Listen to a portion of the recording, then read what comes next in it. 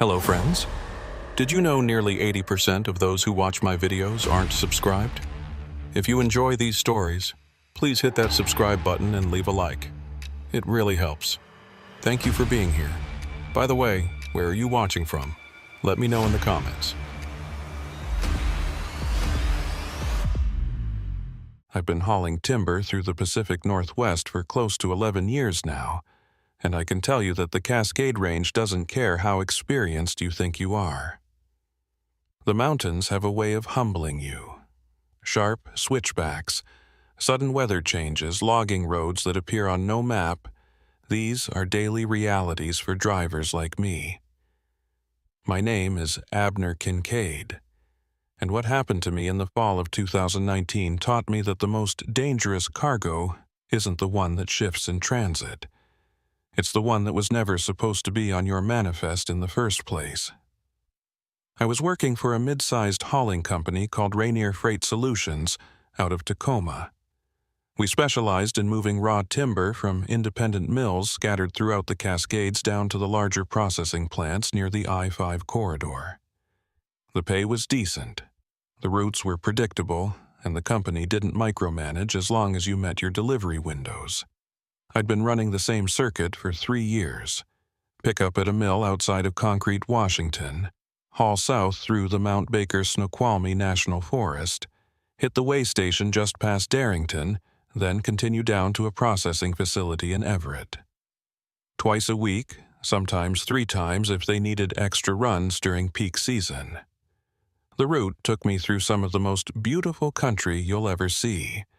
All Douglas fir and western red cedar, mist clinging to the ridgelines like something out of a painting. But beauty up here comes with a price. The logging roads are narrow, barely maintained, and during certain times of year you're sharing them with active timber operations. I'd had close calls with fallen trees, washouts after heavy rain, even a black bear that refused to move off the road for a solid 20 minutes. You learn to expect the unexpected. That Tuesday started like any other. I rolled into the mill around 4 in the morning, the sky still pitch black and the temperature hovering just above freezing. The mill was a small operation, maybe 15 employees total, tucked into a clearing surrounded by second-growth forest. The owner had retired and sold it to a management group a year prior, and ever since then the place had been running lean. Fewer workers, longer hours, corners cut wherever possible to keep margins tight. I didn't love it, but it wasn't my business to question how they ran things. My job was to show up, load the timber, verify the paperwork, and get it to Everett before the afternoon shift started processing. The foreman on duty that morning was a woman named Sina Darrow. She was relatively new to the mill, maybe 6 months in, and she ran a tight ship. Sina was in her early 40s, short and stocky, with graying blonde hair usually pulled back in a ponytail. She had a habit of chewing on toothpicks and squinting at you like she was trying to figure out if you were lying. I'd interacted with her maybe a dozen times before this, always brief exchanges. She'd hand me the load manifest, I'd verify the pallet count, we'd both sign off, and I'd be on my way. She wasn't unfriendly, just business-focused. That morning, she seemed a little more tense than usual. I backed my flatbed into the loading zone and killed the engine. The mill was already buzzing with activity, forklifts moving pallets of finished lumber, the high-pitched whine of saws cutting through the early morning stillness. I grabbed my clipboard and thermos of coffee and headed toward the office, a prefab trailer with peeling paint and a crooked wooden sign that read, "Mill Office, no unauthorized entry." Sina was standing outside, smoking a cigarette and tapping her boot against the metal steps. She looked up as I approached, exhaled a plume of smoke, and nodded. "Kincaid," she said, her voice flat. "You're early." I shrugged. Traffic was light. Figured I'd get here and get loaded before the sun comes up. She took another drag, then flicked the cigarette into a puddle. "Load's already staged. Should be straightforward. I need you out of here in 90 minutes, though. We've got another truck coming in at 6, and I can't have you blocking the bay." 90 minutes was tight, but doable. I nodded and followed her into the office, where she handed me the manifest. The paperwork looked standard. 240 board feet of Douglas fir, cut to spec, bundled and strapped on 8 pallets. The destination was listed as Everett Processing Plant Number 3, delivery window between 10 a.m. and noon. I scanned the numbers, cross-checked the pallet IDs, and signed at the bottom. Signe countered, then tucked her copy into a filing cabinet. "Anything I should know about this load?" I asked, more out of habit than genuine concern. She shook her head. "Nope, standard run. Just make sure you hit the weigh station. Leif's been on everyone's ass lately about overweight trucks." Leif Halverson was the senior inspector at the Darrington Weigh Station, a granite-faced guy in his mid-50s who took his job very seriously. He'd been there for over 20 years and had a reputation for catching violations that other inspectors missed. If your paperwork was off by even a decimal point, Leif would find it. Most drivers hated dealing with him, but I'd always managed to stay on his good side by keeping my loads clean and my documentation airtight. I'd only been flagged once in 3 years, and that was for a worn brake light. "I'm always clean," I said. "Never had an issue with Leif." Sina gave me a tight smile that didn't reach her eyes. "Good, keep it that way."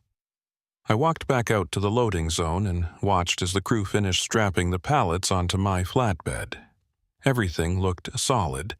Tight straps, evenly distributed weight, tarps secured against the rain that was starting to spit down from the low clouds.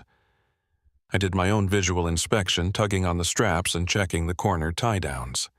Satisfied, I climbed into the cab, fired up the engine, and rolled out of the mill just as the first hints of dawn started to gray the eastern sky. The logging road leading away from the mill was a winding, potholed stretch of gravel and mud. I took it slow, keeping the semi in second gear as I navigated the tight curves. The rain picked up, turning the windshield into a smeared mess that the wipers could barely keep up with. Visibility dropped to maybe 50 feet. I flicked on my fog lights and leaned forward, gripping the wheel tight. This was the part of the job I hated most, driving blind through unfamiliar terrain, trusting that the road wouldn't collapse or that a fallen tree wouldn't block my path. After about 20 minutes, the logging road merged onto a slightly better Forest Service route. Still unpaved, but at least wider and better maintained. I picked up speed, pushing the semi to a steady 30 miles per hour. The forest closed in on both sides, dense and dark, the trees so tall and tightly packed that almost no light penetrated the canopy. It felt like driving through a tunnel.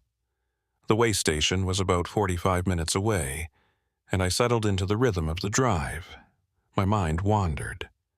I thought about the mortgage payment I needed to make, the dentist appointment I'd been putting off, whether I'd have time to grab breakfast before the delivery. Mundane stuff. I didn't think about the load. Why would I? It was just timber. Certified, inspected, loaded by professionals. There was no reason to suspect anything was wrong. But looking back now, I realize that's exactly when things start to go sideways. When you're comfortable, when you're not paying attention, when you assume everything is routine.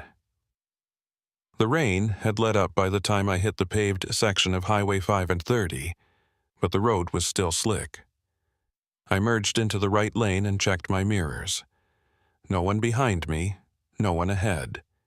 Just me and the empty highway. A few miles later, I saw the familiar green sign.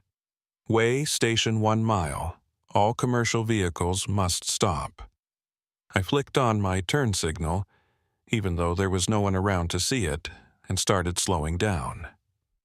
The weigh station sat in a cleared lot just off the highway, a low concrete building with a covered scale platform and a small office with tinted windows. A flagpole out front flew the Washington state flag, snapping in the wind. I rolled onto the scale and waited, engine idling. The digital readout on the pole ticked upward as the scale calibrated, then settled on a number, 68,400 pounds, well within legal limits. I was about to shift into gear and roll off when the office door opened and Leif Halverson stepped out. He was wearing his usual uniform, dark green Department of Transportation jacket, black pants, steel-toed boots. His hair was buzzed short, streaked with gray, and his face had the weathered look of someone who'd spent decades outdoors. He waved me over to the side of the scale platform, and I pulled forward into the inspection lane. I rolled down my window as he approached, clipboard in hand. "Morning, Leif," I said, trying to sound casual. He didn't return the greeting. "Kincaid, kill the engine and step out, please." That wasn't standard. Usually, Leif would just check the weight, glance at my paperwork, and wave me through. Asking me to step out meant he was doing a full inspection, which could take anywhere from 15 minutes to an hour depending on how thorough he wanted to be. I swallowed my irritation and complied, shutting off the engine and climbing down from the cab. "Something wrong?" I asked. Leif didn't answer right away. He walked around the front of the truck, running his hand along the hood, then moved to the flatbed. He inspected the straps, checked the tarps, and peered closely at the pallet IDs stenciled on the wood. He pulled out a small flashlight and shone it between the bundles, looking for I didn't know what. After a few minutes, he straightened up and looked at me. "Your paperwork says 240 board feet, 8 pallets. That match what you loaded?" I nodded. "Yeah, loaded it myself. Watch the crew strap it down. Everything's accounted for." Leif's eyes narrowed. "When did you pick this up?" "This morning, around 4:30. "From the mill outside Concrete?" "Yeah, same place I always pick up from." He made a note on his clipboard. "Who signed off on the load?" "Signa Darrow. She's the foreman." Leif's expression didn't change, but I noticed his jaw tighten slightly. He walked back to his office without another word, leaving me standing in the cold drizzle. I shoved my hands in my pockets and waited, watching as he disappeared inside. Through the tinted window, I could see him making a phone call. My stomach started to churn. Something was off. Leif had inspected my loads dozens of times over the years, and he'd never acted like this. He was usually efficient, professional, even friendly in a gruff sort of way. This felt different. This felt like he suspected something. But what? The load was clean. I'd verified the count myself. The paperwork matched. There was no reason for him to be suspicious unless something was wrong with the load itself, something I hadn't noticed. After what felt like an eternity, Leif emerged from the office. He walked over to me, his face unreadable. "I'm going to need you to unstrap one of those pallets," he said. "I want to inspect the wood." I blinked. "Inspect it?" "Leif, it's just timber. It's all certified, tagged, loaded by the mill. What's there to inspect? Just do it, Kincaid." His tone left no room for argument. I grabbed my gloves from the cab and climbed onto the flatbed. The rain had started up again, a light mist that made everything slippery. I carefully unhooked the straps on the rearmost pallet, the one closest to the cab, and peeled back the tarp. The wood looked fine, straight, clean cuts, bundled tightly with steel bands. I didn't see anything unusual. Leif climbed up beside me, his boots clanging on the metal bed. He crouched down and ran his hand along the edge of one of the boards, then pulled out a small knife and scraped at the surface. A few splinters came loose, revealing a faint stain underneath. He held the splinters up to the light, turning them over in his fingers. "This wood's been treated," he said quietly. I frowned. "Yeah, so? Treated. Lumber's not illegal." "Treated with what, though?" He stood up and looked at me. You know what kind of treatment this mill uses? I shook my head. I'm just the driver. I don't get involved in the processing. Leaf's expression darkened. This wood's been pressure treated with chromated copper arsenate, CCA. It's banned for residential use because it's toxic. The only legal applications are industrial, marine pilings, utility poles, that kind of thing. And even then, it has to be documented and tracked. This load? He gestured at the pallets. This is being shipped to a residential processing plant. That's a violation. My heart sank. I didn't know. I just loaded what they gave me. The manifest says it's standard Douglas fir. The manifest's wrong, or it's been falsified. He pulled out his phone and took several photos of the wood, the pallet IDs, and my truck's DOT number. I'm going to have to hold this load pending further investigation. You're not going anywhere until I sort this out. I felt a cold spike of panic. If the load was illegal, I could be fined, possibly lose my CDL, maybe even face criminal charges if it turned out I was knowingly transporting banned materials. But I wasn't. I had no idea. This was supposed to be a routine run. Leaf, I swear to God I didn't know, I said, trying to keep my voice steady. I've been running this route for 3 years. I've never had a problem. Sina signed off on this. She gave me the manifest. If something's wrong, it's on the mill, not me. Leaf studied me for a long moment, then nodded slowly. I believe you. But that doesn't change the fact that you're carrying illegal cargo. I have to report this. He climbed down from the flatbed and headed back to the office. I stood there, rain soaking through my jacket, staring at the wood that was about to upend my entire career. My mind raced. How could this have happened? Sina had seemed tense, sure, but not guilty. Not like she was handing me a load that could get us both arrested. Unless she didn't know either. Unless someone at the mill was running a side operation, treating wood off the books and slipping it into legitimate shipments. Or maybe she did know. Maybe that's why she'd been so insistent about me getting out of the loading zone quickly, so eager to rush me through the paperwork. Maybe I was the patsy, the unwitting mule hauling contraband timber, while she and whoever else was involved pocketed the profits. Leaf came back out, his face grim. I just spoke to my supervisor. We're impounding the load. You're free to go, but your truck stays here until we finish the investigation.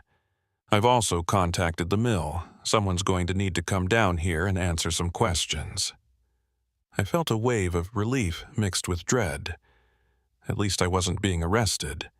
But losing the truck meant losing work, losing income, losing credibility with my company. And if the investigation dragged on, I could be sidelined for weeks. How long's this going to take? I asked. Leaf shrugged. Depends on what we find. Could be a few days. Could be longer. You'll need to arrange alternative transport home. I pulled out my phone and called my dispatcher, explained the situation as calmly as I could. She was sympathetic but firm. Without the truck, I couldn't work. She'd reassign my upcoming loads to other drivers and let me know when I could resume. I thanked her and hung up, feeling numb. Leaf handed me a printed receipt for the impounded load. You'll get a copy of the investigation report once it's complete. If you're clean, you'll get your truck back. If not, he didn't finish the sentence. He didn't have to. I called a friend who lived in Darrington and asked for a ride back to Tacoma. While I waited, I sat on the curb outside the weigh station, watching as Leaf and 2 other inspectors carefully unloaded and cataloged every pallet on my truck. They worked methodically, taking photos, scraping samples, marking each piece with evidence tags. It was surreal, watching my livelihood being dissected like a crime scene. My friend showed up about an hour later, and I climbed into his beat-up Ford Ranger without a word. As we pulled away, I looked back at the way station. My truck sat there, stranded and still, surrounded by inspectors and flashing yellow lights. I thought about Sina Darrow, standing outside the mill office, smoking her cigarette and telling me the load was clean. I thought about the tightness in her voice, the way she'd avoided eye contact when I asked if there was anything I should know. She'd lied to me. Or at least she'd kept something from me. And now I was paying the price. But as angry as I was, I couldn't shake the feeling that Sina wasn't the mastermind here. She was just another cog in a machine, same as me. Someone higher up was calling the shots. Someone who knew exactly what they were doing and didn't care who got burned in the process. I didn't hear from Leaf or the DOT for 3 days. 3 long, agonizing days of sitting at home, checking my phone every 5 minutes, replaying the entire morning in my head. On the 4th day, I got a call from an unknown number. I answered, and a woman's voice introduced herself as an investigator with the Washington State Department of Natural Resources. She wanted to meet. We arranged to meet at a diner in Everett, neutral ground. I arrived early and ordered coffee, my stomach too twisted to eat. She showed up 10 minutes later, a tall, severe-looking woman in her 50s, carrying a briefcase and wearing a state ID badge clipped to her belt.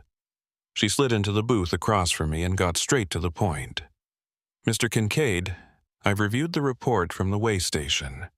Based on the evidence and your cooperation, we don't believe you had knowledge of the illegal cargo. You're not being charged." I let out a breath I didn't realize I'd been holding. "Thank you." She nodded. "However, the mill you picked up from is under investigation. We've identified a pattern of fraudulent manifests and off-book treatments. Several employees, including the foreman, are persons of interest." Sina. So she was involved. I felt a strange mix of vindication and sadness. "What happens now?" I asked. The investigator leaned back. "That's up to the state attorney's office. But I can tell you this, if you're willing to testify about what happened that morning, it could help build a case." I thought about it. Testifying meant getting dragged into court, reliving the whole ordeal, possibly making enemies of people who might not take kindly to being exposed. But it also meant holding someone accountable. It meant making sure this didn't happen to another driver. "I'll do it," I said. She smiled faintly. "Good, we'll be in touch." She left, and I sat there alone in the booth, staring at my cold coffee. My truck was released 2 days later, and I went back to work. But the route was different now. The mill outside Concrete was shut down pending the investigation, and Rainier Freight reassigned me to a different circuit, hauling freight along the coast instead of through the mountains. I didn't mind. The Cascades had lost some of their beauty for me. Now, when I looked at those towering trees and mist-covered ridges, all I could think about was how easy it was to hide something in plain sight, how trust could be weaponized, how a simple load of timber could carry secrets that cost people their jobs, their freedom, maybe even their lives. The first week back on the road felt wrong. I'd been driving the same Cascades route for 3 years, and suddenly I was hauling refrigerated goods along the coast. Astoria to Bellingham, sometimes down to Newport if the company needed coverage. The pay was the same, the hours were similar, but everything else felt off. I missed the mountains, the smell of fresh-cut timber, even the sketchy logging roads. But more than that, I couldn't stop thinking about what had happened at the way station. Every time I closed my eyes, I saw Leif Halverson's face as he scraped that wood sample, the way his jaw had tightened when I mentioned Sina Darrow's name. The investigator from the DNR had told me the mill was under investigation, but she'd been vague about the details. I didn't know if Sina had been arrested, if she'd cooperated, or if she'd lawyered up and denied everything. Part of me wanted to know. Another part of me wanted to forget the whole thing and move on. But I couldn't. 3 weeks after the way station incident, I got a call from a number I didn't recognize. I almost didn't answer. Too many spam calls lately, but something made me pick up. "Mr. Kincaid?" The voice was male, older, with a slight rasp, like he'd been a smoker for years. "Yeah, who's this?" There was a pause, long enough that I thought the call had dropped. Then, "My name's not important. What's important is that you're in danger." I felt my stomach drop. "What are you talking about?" "That load you picked up from the mill, the one that got impounded. You think that was an accident?" I pulled over to the shoulder, my hands suddenly shaking. "Who is this? How did you get my number?" "Listen carefully. The people running that operation at the mill, they know you talked to the DNR. They know you agreed to testify, and they're not happy about it." My mouth went dry. "Are you threatening me?" "I'm warning you," the voice said. "I used to work at that mill. I got out before things went sideways, but I know how these people operate. You need to watch your back. Don't drive alone at night. Don't take routes you're not familiar with. And for God's sake, don't trust anyone connected to that place." The line went dead. I sat there on the shoulder for a long time, semi-idling, hazards flashing. My heart was pounding so hard I could feel it in my throat. I tried calling the number back, but it went straight to a generic voicemail. I thought about calling the DNR investigator, but what would I even say? Some anonymous caller warned me I was in danger. She'd probably tell me it was a prank, someone trying to scare me into backing out of my testimony. But the caller had known details. He'd known about the impounded load, about the DNR, about my agreement to testify. That wasn't public information. Someone on the inside had leaked it. Or someone on the outside was keeping very close tabs on the investigation. I tried to shake it off, told myself I was being paranoid. But that night, back in my apartment in Tacoma, I couldn't sleep. Every sound in the hallway made me jump. Every set of headlights passing by my window felt like a threat. I got up around 2 in the morning and checked the locks on my door 3 times. I even dragged a chair over and wedged it under the doorknob, something I hadn't done since I was a kid afraid of monsters in the closet. Except this time, the monsters were real. The next morning, I called my dispatcher and asked for a few days off. She didn't ask questions, just marked me as unavailable and wished me well. I needed to clear my head, figure out if I was actually in danger or just spiraling. I thought about driving out to the coast, finding a cheap motel, and disappearing for a while. But that felt like running, and I'd never been good at running from problems. Instead, I decided to do something that was probably stupid but felt necessary. I was going to drive back to that mill. Not to confront anyone, I wasn't that reckless, but to see if I could figure out what was really going on. The DNR investigator had been tight-lipped about the details, and the anonymous caller had only given me vague warnings. I needed answers, and the only place I was going to find them was at the source. I knew the mill had been shut down, so I wasn't worried about running into Sina or any of the other employees. I just wanted to look around, maybe spot something that didn't add up, something that could explain why a routine timber load had turned into a criminal investigation. I left Tacoma early on a Thursday morning, driving my personal truck instead of the semi. The route took me up Highway 530, the same road I'd driven dozens of times before. But this time, I wasn't hauling anything. I was just a guy in a pickup, heading into the mountains with a gnawing sense of dread in his gut. The weather was overcast, typical for late fall, with low clouds clinging to the ridgelines and a steady drizzle that turned the windshield into a smeared mess. I passed the way station around mid-morning. Leaf's patrol car was parked out front, and I saw him through the window of the office, talking on the phone. I kept my eyes forward and didn't slow down. 20 minutes later, I turned onto the logging road that led to the mill. The road was worse than I remembered. Deeper potholes, more washouts, sections where the gravel had been completely washed away and replaced with slick mud.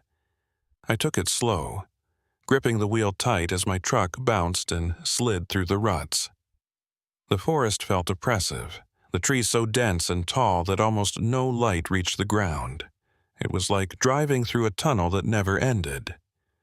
The mill appeared after about 30 minutes of rough driving.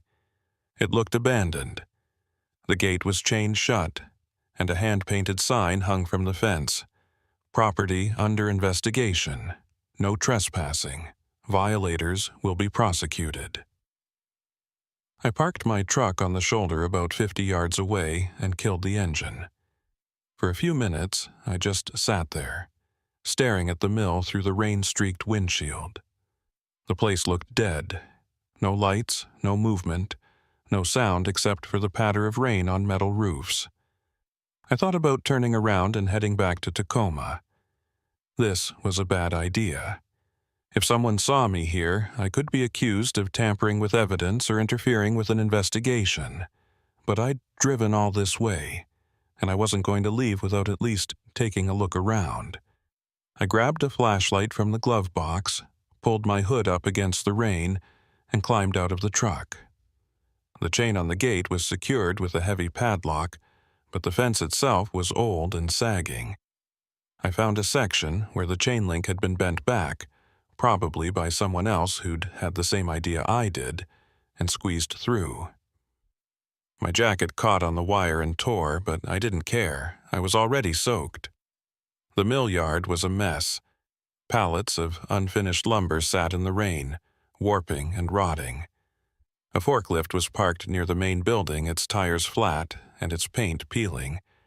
Puddles had formed in the low spots, reflecting the gray sky like broken mirrors. I walked slowly, keeping my head on a swivel. The office trailer where Sina had handed me the manifest was still standing, but the door was hanging open, creaking in the wind. I approached cautiously and shone my flashlight inside. The place had been ransacked. Filing cabinets were overturned, papers scattered everywhere, desk drawers pulled out and dumped on the floor. It looked like someone had been searching for something specific and hadn't cared about the mess they left behind. I stepped inside, my boots crunching on broken glass. The air smelled like mildew and old smoke. I crouched down and sifted through some of the papers on the floor. Invoices, delivery receipts, employee timesheets. Nothing out of the ordinary. But then I noticed something wedged under the overturned filing cabinet. I pulled it out carefully. It was a ledger, the old-fashioned kind with a marbled cover and handwritten entries. I flipped it open and started reading. The entries were dates, quantities, and initials. No names, just initials. But the pattern was clear. Every few days there was an entry for CCA treatment, followed by a board foot count and a set of initials, SD, Signa Darrow. My stomach turned. So she had been involved. But as I kept reading, I noticed something else. Some of the entries had a second set of initials next to them. LH. Leif Halverson. I stared at the page, my mind racing. Leif had been the one to catch the illegal load. He'd been the one to impound my truck and call in the investigation. But if his initials were in this ledger, that meant he was part of the operation. Unless he'd been investigating it from the inside. Unless he'd known something was wrong and had been waiting for the right moment to blow the whole thing open. Or maybe he'd been covering his tracks. Maybe he'd impounded my load, not because he was trying to stop the illegal shipments, but because I'd accidentally stumbled into something I wasn't supposed to see. My hands were shaking as I tucked the ledger under my jacket. I needed to get out of here. I needed to show this to the DNR investigator and let her figure out what it meant. I turned to leave, but froze when I heard a sound outside. Footsteps. Slow, deliberate, crunching through the gravel. I killed my flashlight and pressed myself against the wall, heart hammering in my chest. The footsteps stopped just outside the trailer door. I held my breath, praying whoever it was would move on. But they didn't. The door creaked open wider, and a figure stepped inside. It was too dark to make out details, but I could see the silhouette. Broad shoulders, a heavy coat, something in their right hand. A flashlight or maybe a weapon. The figure swept their light around the room, the beam cutting through the darkness like a blade. I ducked behind the overturned desk, pressing myself as flat as I could against the floor. The beam passed over my hiding spot, lingered for a moment, then moved on. I heard the person muttering something under their breath, too quiet to make out. Then the footsteps started again, moving deeper into the trailer. This was my chance. I crawled toward the door, moving as silently as I could, my knees soaking through on the wet floor. I reached the threshold and risked a glance back. The figure had their back to me, shining their light into the corner where the filing cabinets had been stacked. I slipped out the door and ran. I didn't stop running until I reached my truck. I fumbled with the keys, my hands shaking so badly I almost dropped them. I finally got the door open, threw myself inside, and locked it. I started the engine and threw the truck into reverse, spinning the tires as I backed away from the mill. I didn't turn on my headlights until I was back on the logging road, and even then, I kept checking the rearview mirror, expecting to see someone following me, but the road behind me stayed empty. I drove back to the highway in a daze, my mind replaying what I'd just seen. Who had that person been? An investigator? A looter? Someone connected to the illegal operation, coming back to destroy evidence? I didn't know, and I wasn't going to stick around to find out. When I hit the highway, I pulled over at the first rest stop I saw and called the DNR investigator. She answered on the third ring.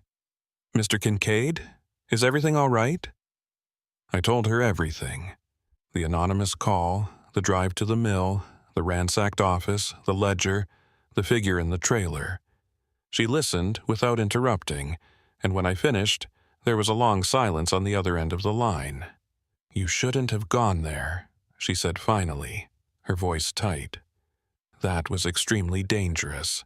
I know, I'm sorry, but I found something. A ledger with initials. SD and LH signed Darrow and Leif Halverson. They were both involved." Another silence, then, "Where are you right now?" "Rest stop on Highway 530, about 10 miles east of Darrington." "Stay there. I'm sending someone to pick up that ledger. Do not go home. Do not go anywhere alone. Do you understand?" The fear in her voice made my blood run cold. What's going on? Why are you so worried? She hesitated. Leif Halverson didn't show up for work this morning. His supervisor tried calling him, but his phone's going straight to voicemail. We sent a unit to his house, and Mr. Kincaid, his house was empty, cleared out. It looks like he left in a hurry. My mouth went dry. You think he ran? I think he knows we're closing in. And if he's desperate enough to run, he's desperate enough to do something reckless. That's why I need you to stay put. We're going to make sure you're safe. I waited at that rest stop for 2 hours. The ledger clutched in my lap, jumping at every car that pulled in. Finally, a black SUV with government plates rolled up, and the DNR investigator stepped out. She was flanked by 2 state troopers, both armed. She took the ledger from me, flipped through it quickly, and nodded. This is good. This is exactly what we needed. One of the troopers stepped forward. Mr. Kincaid, we're going to escort you home.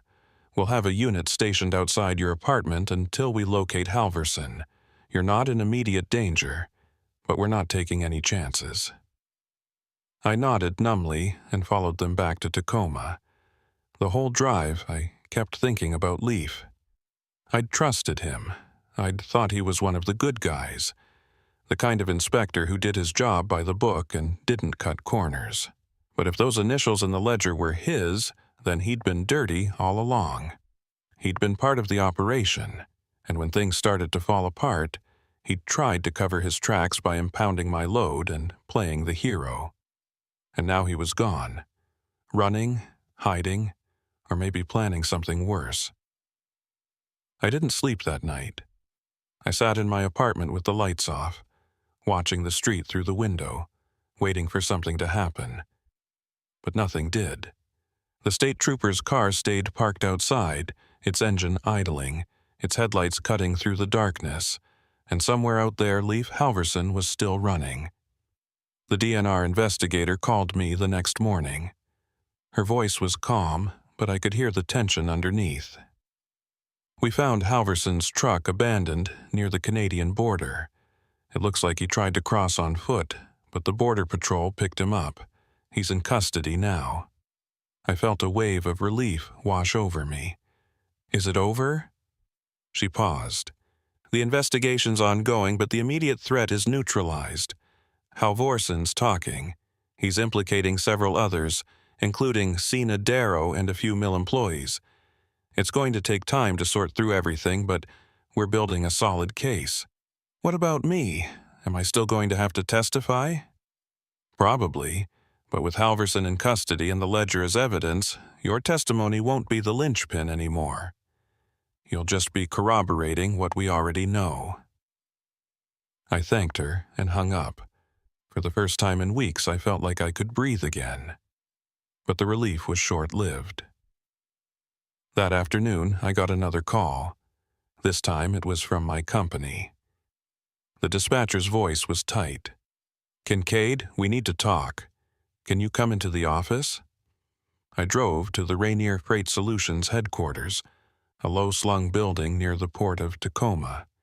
The dispatcher met me in the lobby, her face unreadable. "Follow me," she said, and led me to a small conference room.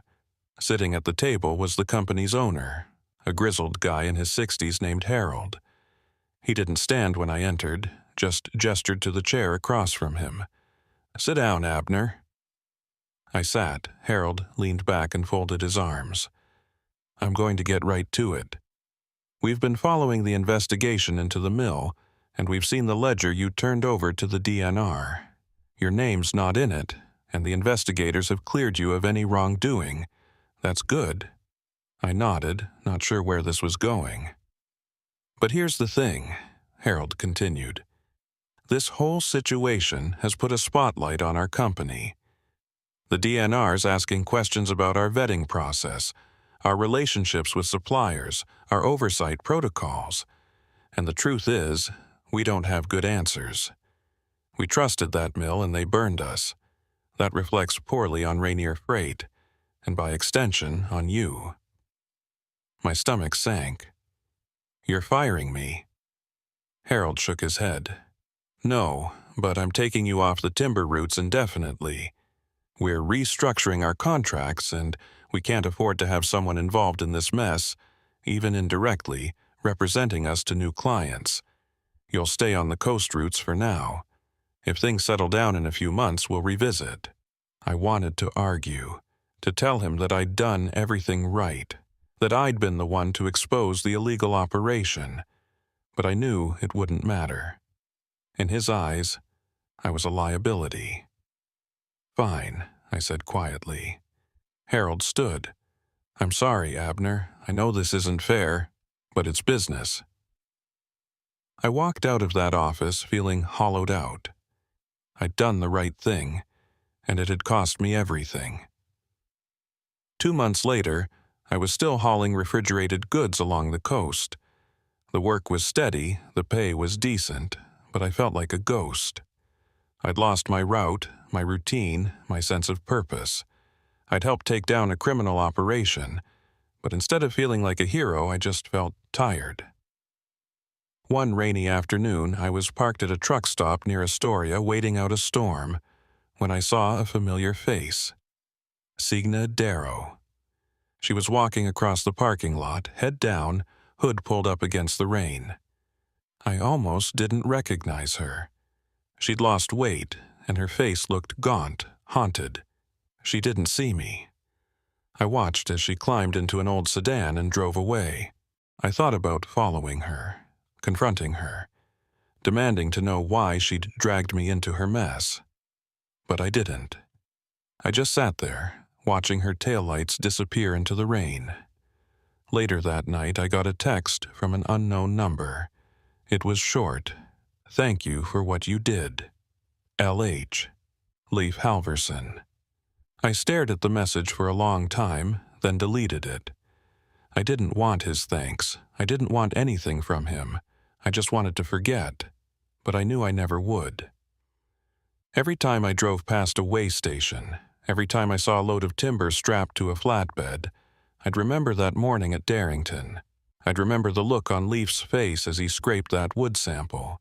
I'd remember the ledger, the initials, the figure in the trailer. And I'd remember that sometimes doing the right thing doesn't save you. It just makes you a witness to how broken everything really is. 6 months after the investigation closed, I was still running coastal routes. The monotony had become almost comforting. Pick up refrigerated seafood in Astoria. Delivered to distributors in Seattle. Repeat. No way station drama. No illegal cargo. No midnight phone calls warning me that my life was in danger. Just me, the highway, and the endless gray expanse of the Pacific Ocean. I told myself I was fine with it. I told myself the Cascades were behind me, that I'd moved on.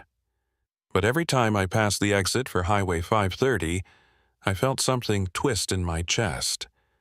A mix of anger and longing and something I couldn't quite name. I missed the mountains. I missed the smell of fresh-cut timber. I even missed the sketchy logging roads and the constant threat of black bears blocking my path. The coast was beautiful, sure, but it felt hollow, like I was driving through someone else's life. It was early April when things started to unravel again. I was making a delivery run to a processing plant just south of Bellingham when I got a call from the DNR investigator. I hadn't heard from her in months, and seeing her name on my caller ID made my stomach drop. "Mr. Kincaid?" she said when I answered, her voice all business. "I need to ask you a few follow-up questions about the mill investigation. Can you meet me tomorrow afternoon?" I pulled into a rest area and killed the engine. I thought the case was closed. Leif and Sina both pleaded guilty, right? They did. But we've uncovered some additional evidence that suggests the operation was larger than we initially thought. There may have been other drivers involved, other mills, maybe even a distribution network spanning multiple states. We're trying to piece together the full scope, and we think you might be able to help. I rubbed my eyes, exhaustion settling over me like a heavy blanket. "I told you everything I know. I picked up one load. It got flagged, and I cooperated. What else is there?" She hesitated. "We found your truck's GPS data in the evidence Leif Halverson kept. He'd been tracking your routes for months before the way station incident. We're not sure why, but we think he was vetting you for something. Maybe trying to recruit you, or maybe just making sure you weren't a threat to the operation. Either way, we need to go through your delivery records and cross-reference them with the dates and locations in his files." The idea of Leif tracking me made my skin crawl. "Fine. When and where?"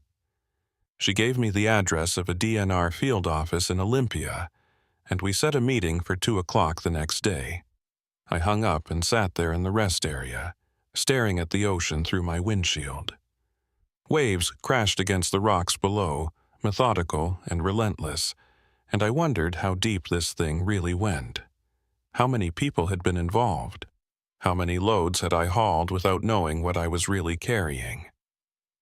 The thought kept me awake that night. I drove to Olympia the next afternoon, my stomach churning the entire way. The DNR field office was a nondescript building tucked into an industrial park, all concrete and tinted windows. The investigator met me in the lobby and led me to a small conference room where a younger guy in a suit was waiting. He introduced himself as an assistant attorney general assigned to the case. We sat down, and they spread out a series of documents on the table. GPS printouts, delivery manifests, highlighted dates and routes. The investigator pointed to one of the printouts. This is your truck's movement data from August through October of 2019. Do you recognize these routes? I leaned in and studied the map.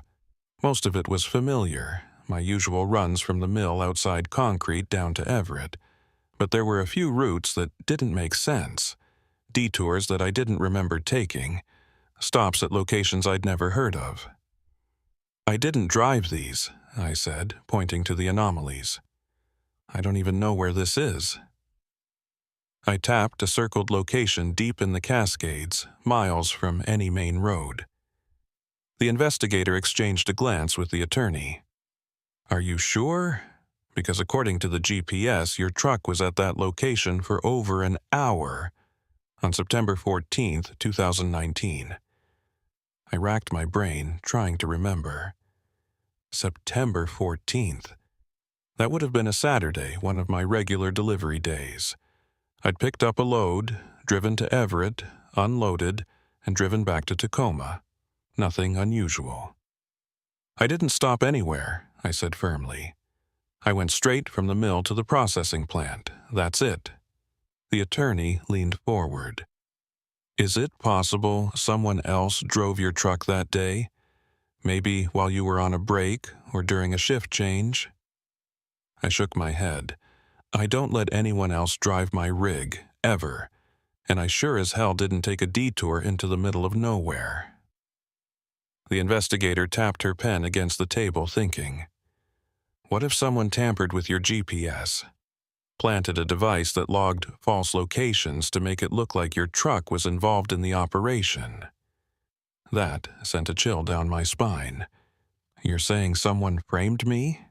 Not necessarily framed, the attorney said, but possibly used your truck as cover. If they could make it look like you were making deliveries to off-book locations, it would muddy the investigative trail, make it harder for us to identify the real players. I thought about the anonymous phone call I'd gotten months ago, the warning to watch my back. At the time, I'd assumed it was someone trying to intimidate me into silence. But what if it had been something else? What if someone had been trying to warn me that I was being set up? What do you need from me? I asked. The investigator slid a stack of papers across the table. We need you to go through every delivery you made between August and October 2019. Cross-check your personal logs, fuel receipts, anything that can verify your actual movements. If we can prove that you weren't at these locations, it'll help us narrow down who was.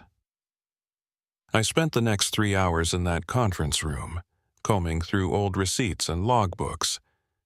My handwriting from 6 months ago felt like it belonged to a stranger.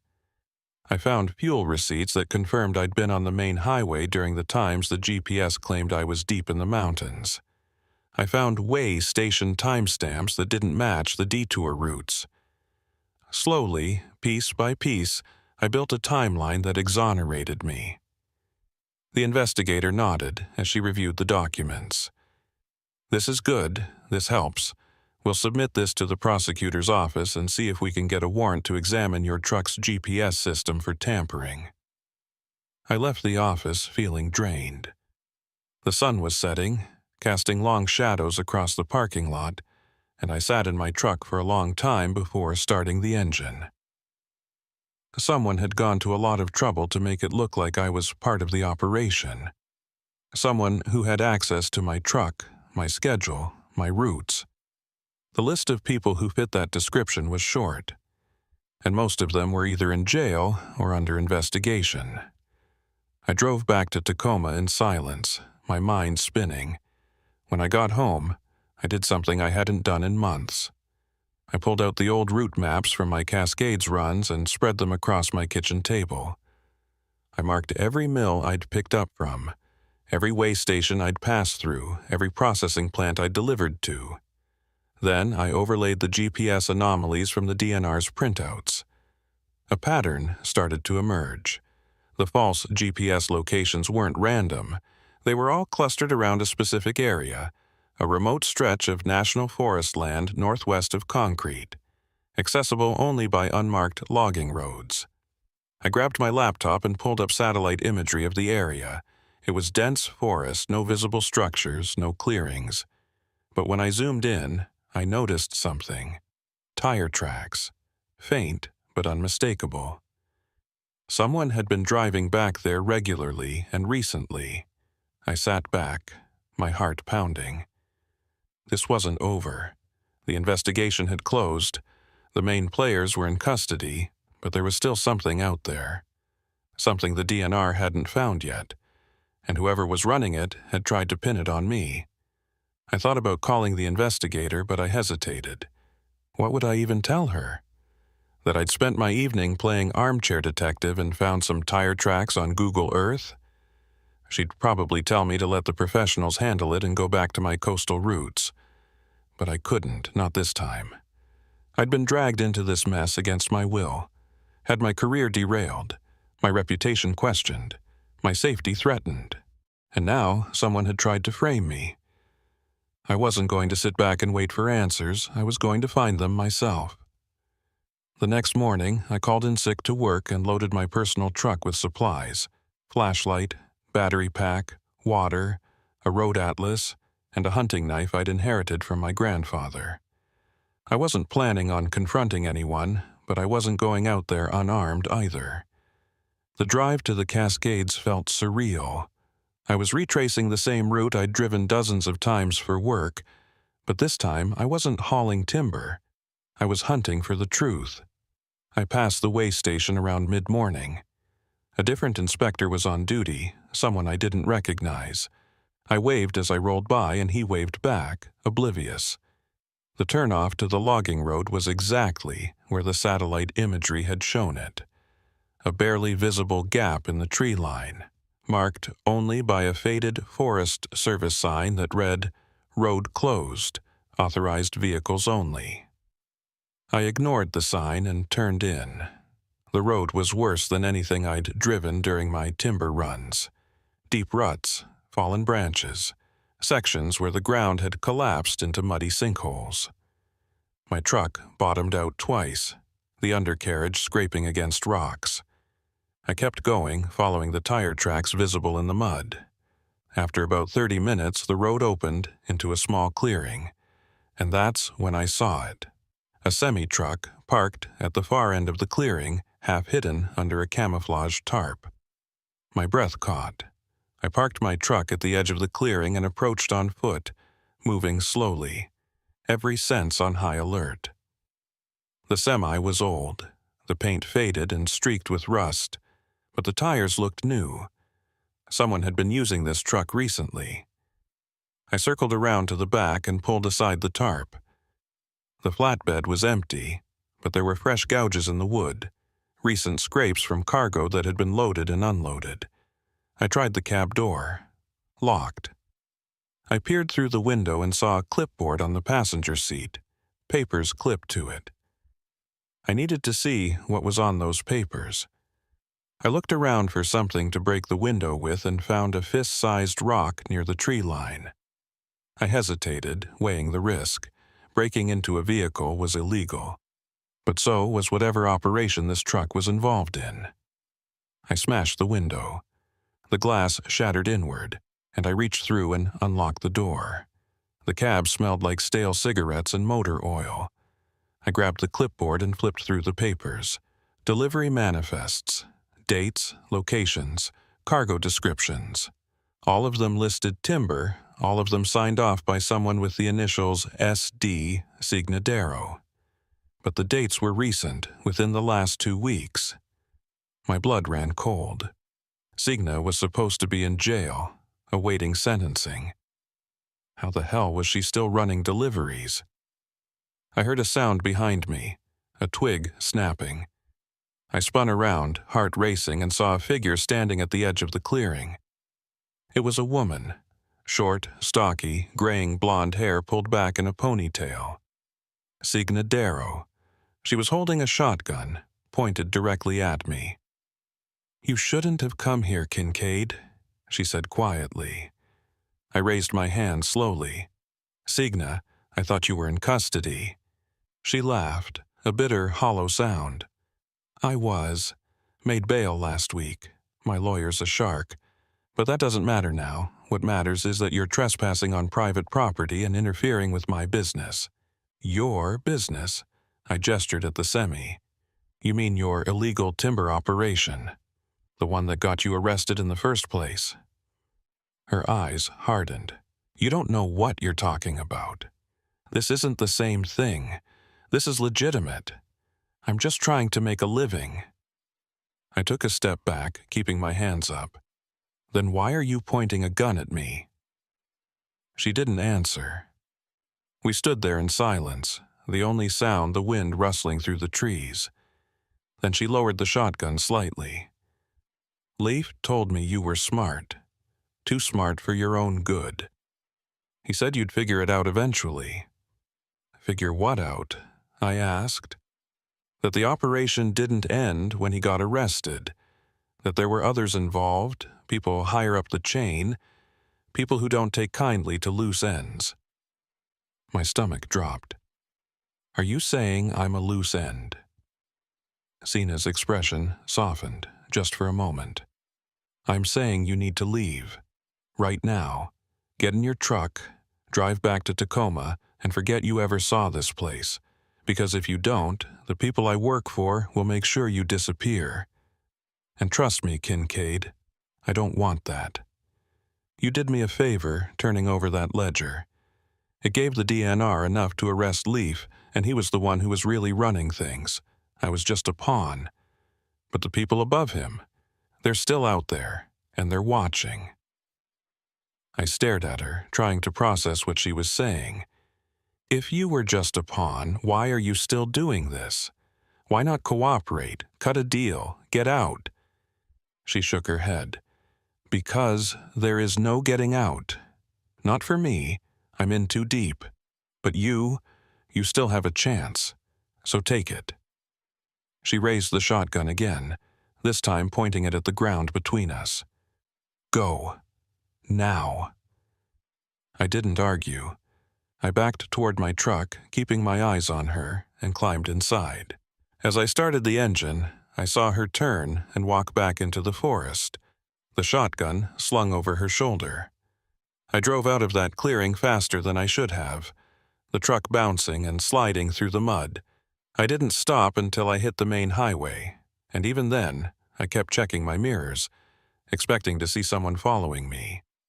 I called the DNR investigator from a gas station and told her everything. She listened in silence, and when I finished, she let out a long breath. "You're lucky she didn't kill you." "I know." "We'll send a team out there first thing tomorrow. If that semi's still there, we'll impound it and bring Sina back in, but Kincaid? Yeah, stay away from this, you've done enough. Let us handle it from here." I agreed, but I knew I wouldn't be able to let it go. Not completely. Because Sina had been right about one thing. There were people higher up the chain, people who were still out there, and as long as they were free, I wasn't safe. That night, I couldn't sleep. I kept thinking about the look in Sina's eyes when she'd told me to leave. It wasn't anger. It was fear.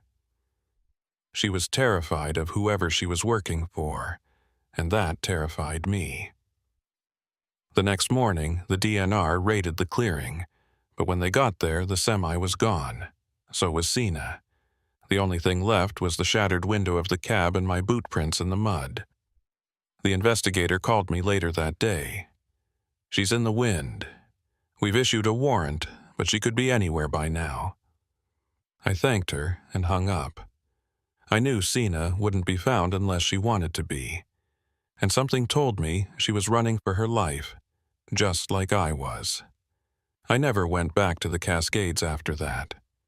I stayed on the coast, driving the same routes day after day, trying to forget. But every time I passed a way station, every time I saw a semi hauling timber, I thought about Sina's warning, about the people higher up the chain, about how deep this thing really went, and I wondered if I'd ever really be free of it. 3 weeks after the clearing incident, I was still running coastal routes and pretending everything was normal. The DNR had gone quiet. No updates on Sina's whereabouts, no leads on the people she'd mentioned, the ones higher up the chain. The investigator had called once to tell me they'd traced the semi's VIN to a shell company registered in Delaware, but the trail went cold after that. Dead end after dead end. I got the sense they were wrapping up the investigation, declaring it a partial victory, and moving on.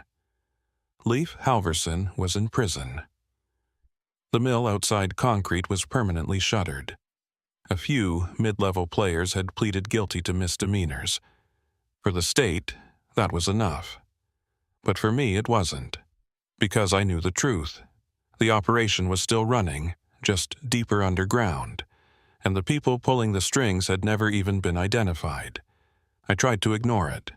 I focused on work, on keeping my head down, on not drawing attention to myself. But the paranoia never went away. Every time I stopped at a truck stop, I scanned the parking lot for familiar faces. Every time I heard footsteps behind me, I tensed up. I started carrying the hunting knife on my belt instead of leaving it in the glove box. I checked my truck for GPS trackers twice a week, running my hands along the undercarriage, pulling apart the dashboard, searching for anything that didn't belong. I never found anything. But that didn't make me feel safer. It just made me wonder if I was looking in the wrong places. It was late April, almost a year since the original way station incident, when things finally came to a head. I was making a routine delivery to a seafood distributor in Bellingham, hauling a refrigerated load of Dungeness crab from Astoria. The weather was clear, the traffic was light, and for once I was actually enjoying the drive. I had the radio on, windows cracked, the smell of salt air drifting in from the coast. I was about 20 miles south of Bellingham when I noticed the car behind me. A dark blue sedan, maybe 10 years old, staying exactly 3 car lengths back. At first, I didn't think anything of it. Plenty of people drive the same speed on the highway. But after 10 minutes, the car was still there. Same distance, same lane. I tapped my brakes, slowing down by 5 miles per hour. The sedan slowed too. I sped up. The sedan matched my speed. My hands tightened on the wheel. I told myself it was a coincidence, just another driver on autopilot not paying attention. But my gut told me otherwise. I took the next exit, a random turnoff leading to a small town I'd never been to. The sedan followed. Now I was sure. Someone was tailing me. I drove through the town, taking random turns, doubling back, trying to shake them. But the sedan stayed with me, always a few car lengths behind, never closing the gap, never falling back. Whoever was driving knew what they were doing. I pulled into a gas station and parked near the entrance, where the security cameras had a clear view. I killed the engine and waited, watching in the side mirror. The sedan drove past the station, slowed, then turned into a parking lot across the street. The driver didn't get out, just sat there waiting. I pulled out my phone and called the DNR investigator. No answer. I tried again. Voicemail. I cursed under my breath and considered calling 911. But what would I even say? Someone's following me, but they haven't done anything? The cops would tell me to file a report and send me on my way. I needed proof. I needed to know who was in that car and what they wanted. So I did something stupid. I got out of my truck and walked across the street. The sedan's windows were tinted, and I couldn't see inside. I approached slowly, keeping my hands visible, heart pounding in my chest. When I was about 10 feet away, the driver's door opened. A man stepped out, tall, mid-50s, wearing a suit that looked expensive but rumpled, like he'd been wearing it for days. His hair was graying at the temples, his face lined and tired. He didn't look dangerous. He looked exhausted. "Abner Kincaid?" he said. His voice was calm, almost friendly. I stopped walking, "Who's asking?" He reached into his jacket, and I tensed, ready to run. But he just pulled out a business card and held it out to me. I didn't take it. He set it on the hood of the sedan and stepped back. "My name's not important. What's important is that we talk." I glanced at the card. It was blank except for a phone number. No name, no company, no logo. "Talk about what?" I asked. "About the operation you stumbled into, about the people running it, and about why you're still alive." That got my attention. I picked up the card, turned it over. Still blank. "If you're trying to scare me, it's working. But I don't know anything. I told the DNR everything I know. I'm out." The man shook his head. "You're not out. You were never out. The moment you picked up that load from the mill, you became part of this, and the people I work for have been watching you ever since." My blood ran cold. "Who do you work for?" He smiled faintly. "Let's just say I'm a middleman. I don't make the decisions. I just deliver messages. And the message I'm here to deliver is this: stop looking. Stop asking questions. Stop trying to piece together what happened. Because if you don't, the people above me will decide you're a liability, and liabilities get eliminated." I felt anger rising in my chest. I haven't been looking. I've been minding my own business, driving my routes, staying out of trouble. What more do you want from me? "We want you to forget," he said simply. "Forget the mill. Forget Darrow. Forget Leif Halverson. Forget that clearing in the Cascades. Pretend none of it ever happened, because if you don't, we can't protect you." I laughed bitterly. "Protect me? You're threatening me." "I'm warning you," he said. "There's a difference. The people I work for don't make threats. They just act. And if they decide you're a problem, you won't see it coming. One day, you'll be driving down the highway and your brakes will fail. Or you'll stop at a rest area and you won't wake up. Or your truck will get hit by another semi and it'll look like an accident. That's how they operate. Clean, efficient, untraceable." I stared at him, trying to read his face. He wasn't lying.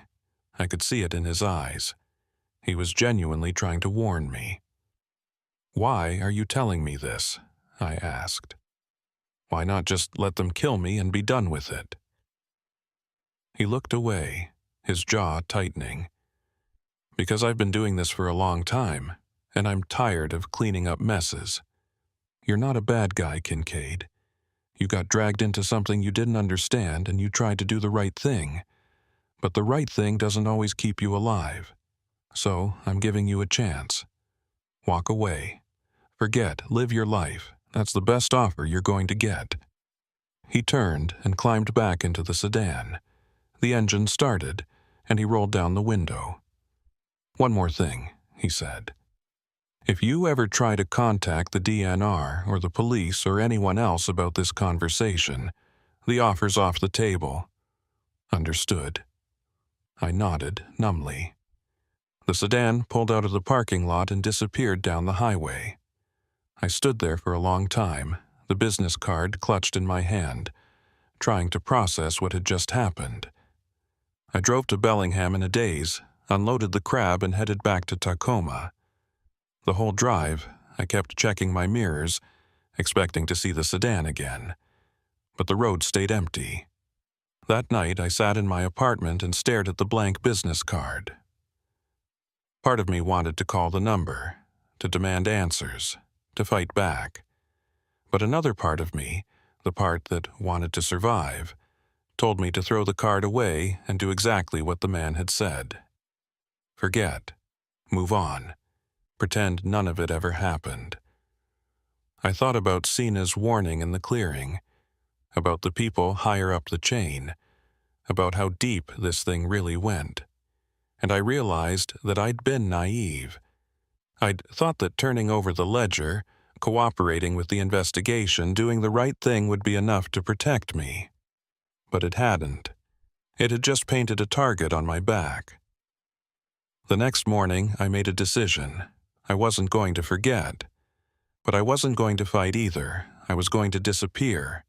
Not literally. I still needed to work, to pay my bills, to live my life. But I was going to become invisible. No more questions, no more digging, no more trying to piece together the puzzle. I would drive my routes, keep my head down, and blend into the background. I would become just another trucker, hauling refrigerated goods up and down the coast, unremarkable and forgettable. And for a while, it worked. Weeks turned into months, and nothing happened. No more sedans following me, no more anonymous phone calls, no more late-night visits from men in expensive suits. I started to think that maybe, just maybe, I was safe. But then, 6 months later, I got a package in the mail. No return address, no postage, just my name written in block letters on the front. Inside was a single photograph. It was a picture of me, taken from a distance, standing outside my apartment building. The photo was recent. I recognized the jacket I was wearing, the coffee cup in my hand. On the back, someone had written a single sentence in red ink. "We're still watching." I burned the photograph in my kitchen sink and flushed the ashes down the drain.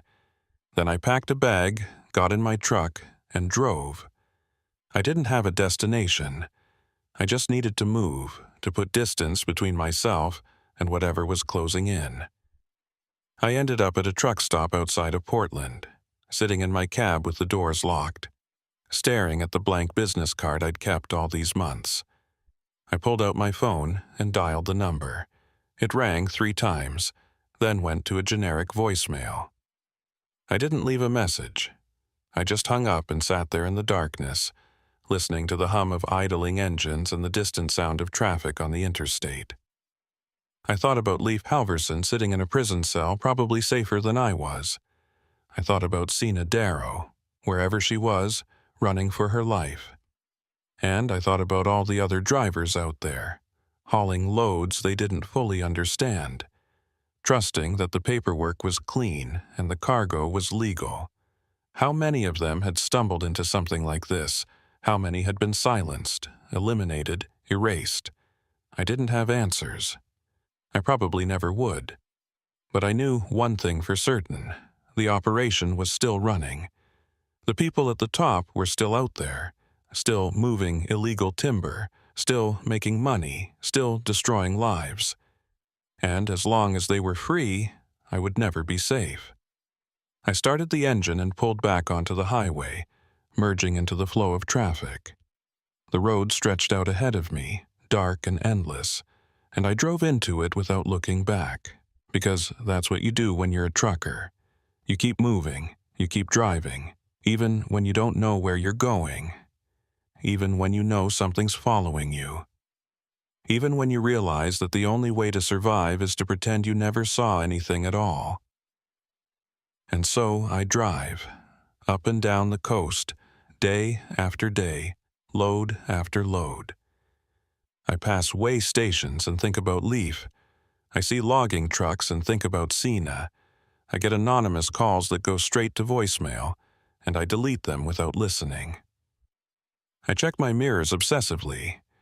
I vary my routes. I never stay in the same place twice. And every night before I fall asleep, I wonder if this will be the night they finally come for me. But they haven't. Not yet. Maybe they've decided I'm not a threat. Maybe they're just waiting for the right moment. Or maybe they're still watching, still testing, still deciding whether I'm worth the trouble. I don't know. And the worst part is I'll never know. That's what fear does to you. It doesn't need to kill you to destroy your life. It just needs to make you live in constant uncertainty, always looking over your shoulder, always waiting for the other shoe to drop.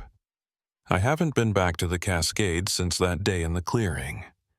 I probably never will. But sometimes, late at night, when I'm driving through the rain and the road is empty and dark, I think about that hidden semi, about the tire tracks in the mud, about the manifest signed with Sina's initials. And I wonder how many other clearings are out there, hidden in the mountains, running operations that no one will ever uncover.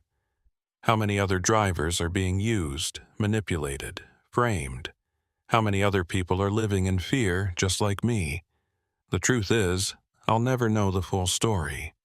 I'll never know who the people at the top are, or how far the network really extends, or what happened to Sine after she disappeared.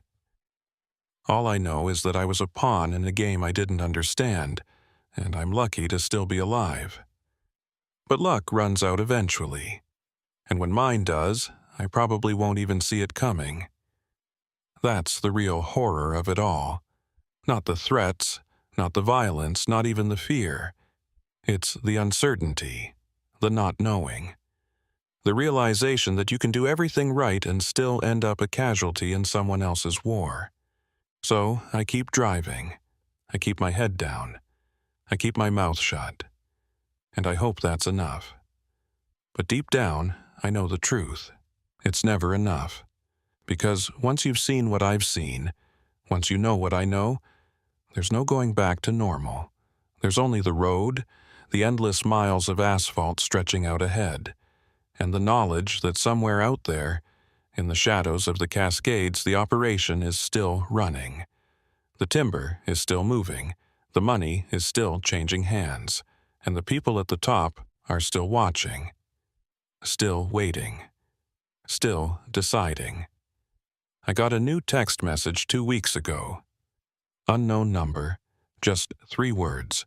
Drive safe, Kincaid. I deleted it immediately. But I couldn't delete the feeling it left behind. The certainty that they know where I am. That they've always known. That they're letting me live for now, as long as I stay quiet. As long as I keep pretending. As long as I play my part. And so I do. Because what choice do I have? I'm just a trucker. I haul freight, I follow routes, I mind my own business. That's all I've ever been. That's all I'll ever be. At least that's what I tell myself. Every single day.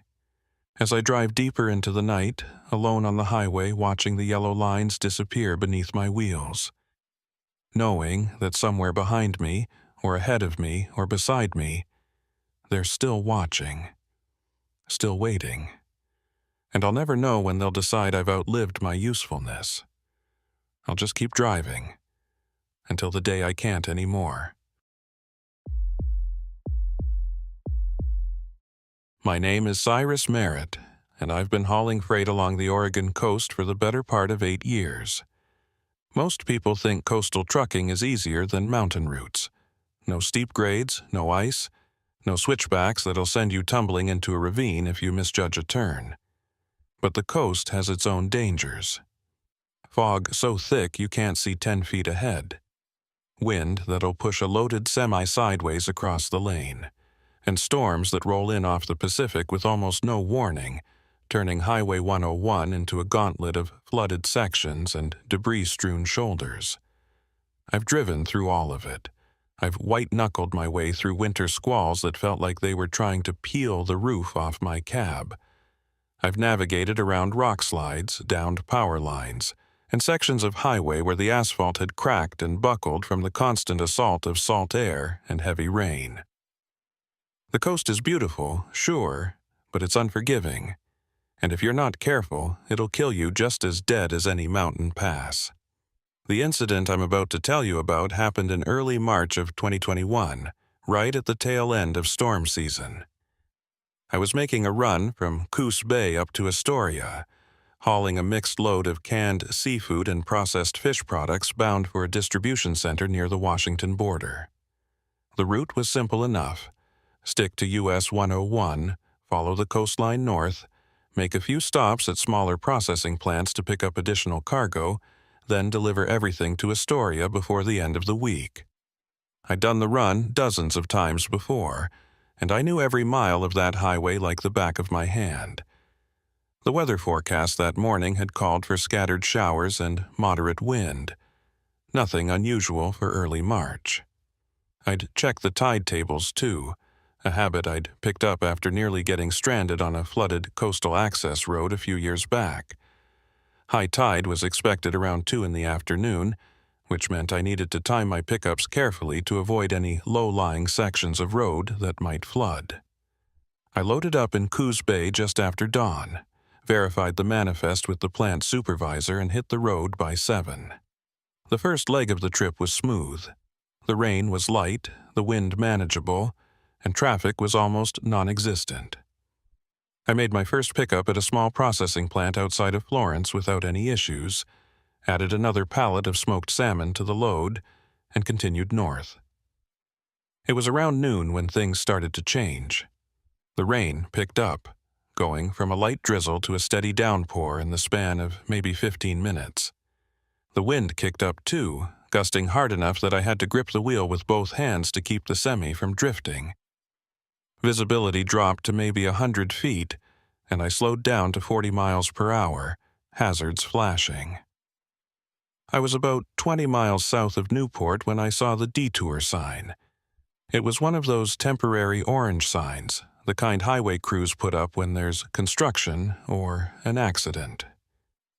The arrow pointed inland, away from the coast, onto a secondary road I wasn't familiar with.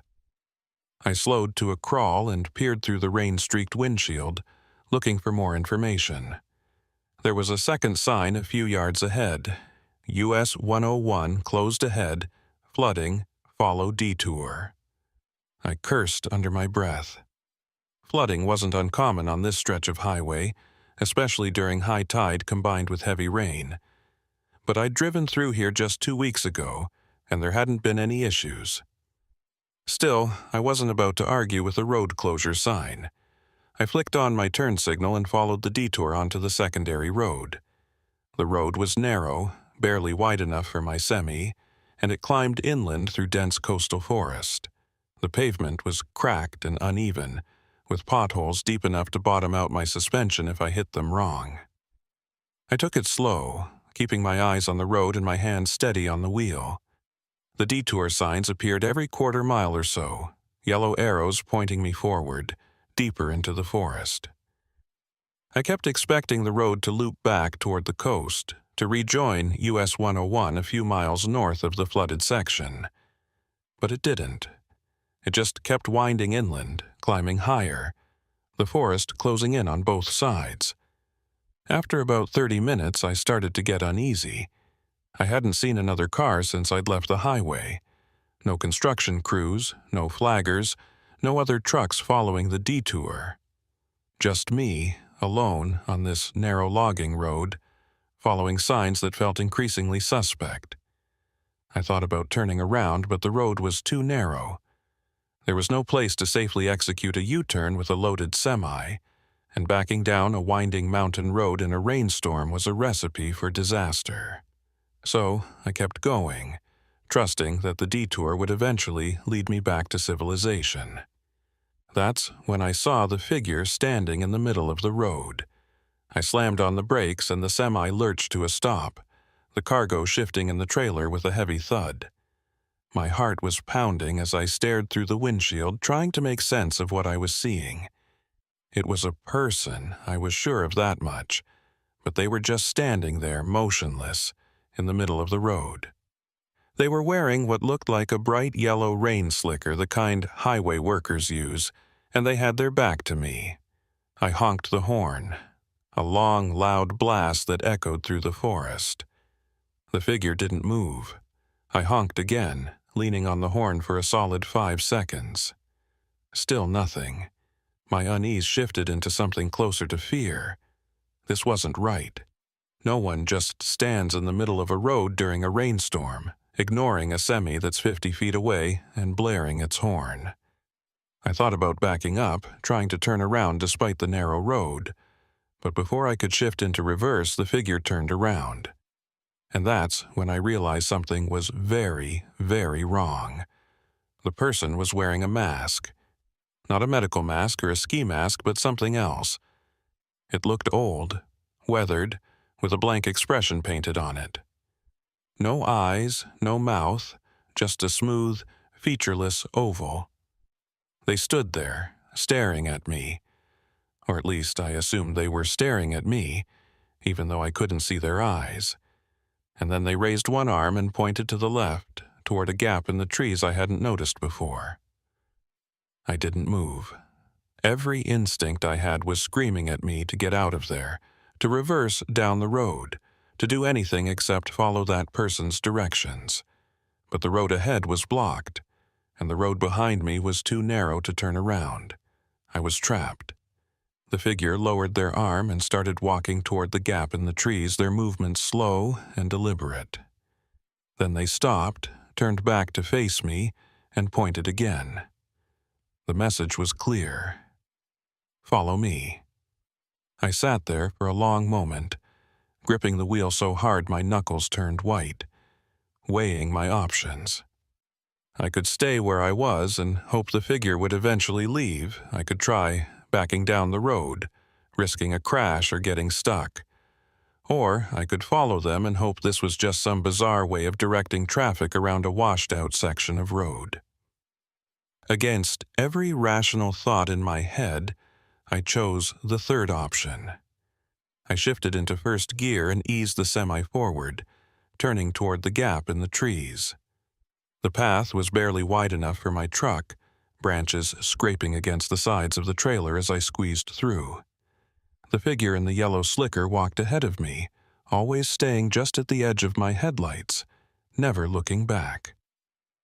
We continued like this for maybe 10 minutes, the path growing narrower and more overgrown with each passing yard. I was certain I'd made a terrible mistake. This wasn't a detour. This was something else entirely. And then, just as I was about to stop and refuse to go any further, the path opened up into a small clearing. And sitting in the middle of that clearing was a building. It was a single-story structure, old and weathered, with peeling paint and boarded-up windows. It looked like it had been abandoned for decades. There was a faded sign hanging above the door, but the rain and darkness made it impossible to read. The figure in the yellow slicker stopped at the edge of the clearing and turned to face me one last time. Then they raised their arm and pointed at the building. I stared at the structure, my mind racing. What the hell was this place? Why had they led me here? And more importantly, what were they expecting me to do? I rolled down my window, letting the cold rain blow into the cab, and shouted, "What do you want?" My voice sounded small and insignificant against the roar of the storm. The figure didn't respond. They just stood there, arm outstretched, pointing. Then, slowly, they lowered their arm, turned, and walked back into the forest. Within seconds, they'd disappeared completely, swallowed by the trees and the rain. I sat there in the clearing, engine idling, staring at the building. Every part of me wanted to throw the semi into reverse and get the hell out of there. But I couldn't shake the feeling that I was missing something, that there was a reason I'd been led here, that maybe, somehow, this was connected to the detour, to the flooded highway, to everything that had felt wrong about this trip from the moment I'd left Coos Bay. So I did something stupid. I killed the engine, grabbed my flashlight from the glove box, and climbed out of the cab. The rain hit me like a physical force, soaking through my jacket in seconds. I flicked on the flashlight and approached the building, my boots squelching in the mud. The front door was partially open, hanging crooked on rusted hinges. I pushed it the rest of the way open and shone my light inside. The interior was a mess. Broken furniture, shattered glass, old papers scattered across the floor. It looked like it had been ransacked, or maybe just left to rot after whoever owned it had abandoned it. I stepped inside, sweeping my flashlight across the room. There was a counter along one wall, the kind you'd see in an old general store or trading post. Behind it, shelves lined the wall, most of them empty except for a few dusty bottles and rusted cans. On the opposite wall, there was a large map, yellowed and torn, showing the Oregon coastline. Someone had marked it up with red pen, circling certain locations and drawing lines between them. I walked over to the map and studied it more closely. The circles seemed to correspond to coastal towns: Newport, Yakutat, Florence, Bandon, and the lines connecting them followed the route of US 101. But there were also marks farther inland, in areas that didn't correspond to any roads I knew. Places deep in the forest, miles from the nearest town. At the bottom of the map, someone had written a single word in block letters: shipments. I felt a cold knot form in my stomach. Shipments of what? And why would someone mark up a map like this, then abandon it in a derelict building in the middle of nowhere? I was about to leave when I noticed something else. There was a door at the back of the room, partially hidden behind a collapsed bookshelf. I moved the shelf aside and tried the door. It was locked, but the wood was old and brittle. I put my shoulder into it and the door splintered open with a crack that echoed through the building. Beyond the door was a narrow hallway, and at the end of the hallway was another room. I walked down the hall slowly, every creak of the floorboard setting my nerves on edge. When I reached the end, I pushed open the door and shone my light inside. The room was small, maybe 10 feet by 10 feet, with a single window that had been boarded up from the outside. In the center of the room was a metal desk, and on the desk was a stack of papers. I walked over and picked up the top sheet. It was a shipping manifest dated 3 weeks ago. The cargo was listed as processed seafood, and the destination was Astoria, the same destination I was headed to. My hands started to shake as I flipped through the rest of the papers. They were all shipping manifests, dozens of them, dating back over the past 6 months. All of them listed the same cargo, processed seafood. All of them listed the same destination, Astoria, and all of them had been signed off by the same person, Olin Petgrave. I recognized the name immediately. Olin Petgrave was the harbor master at one of the smaller docks in Newport, a gruff, no-nonsense guy in his early 60s who'd been working the docks for as long as anyone could remember. I'd met him a handful of times over the years, always brief interactions when I was picking up or dropping off cargo. He'd always seemed professional, if a bit brusque. But seeing his name on these manifests, in this abandoned building, in the middle of a forest miles from any dock, set off alarm bells in my head. I stuffed a few of the manifests into my jacket and turned to leave. That's when I heard it. Footsteps. Slow, deliberate, coming from the hallway. I killed my flashlight and pressed myself against the wall, heart hammering in my chest. The footsteps grew louder, closer. Then they stopped, just outside the door. I held my breath, praying whoever it was would move on. But they didn't. The door creaked open, and a beam of light swept across the room. I caught a glimpse of the figure in the doorway. Tall, broad-shouldered, wearing the same yellow rain slicker as the person who'd led me here. But this wasn't the same person. I could tell by the build, the posture. This was someone else. The figure stepped into the room, their flashlight sweeping methodically across the walls, the desk, the corners. I stayed perfectly still, barely daring to breathe. The light passed over my hiding spot once, then doubled back. And that's when I ran. I shoved past the figure, slamming my shoulder into them and knocking them off balance.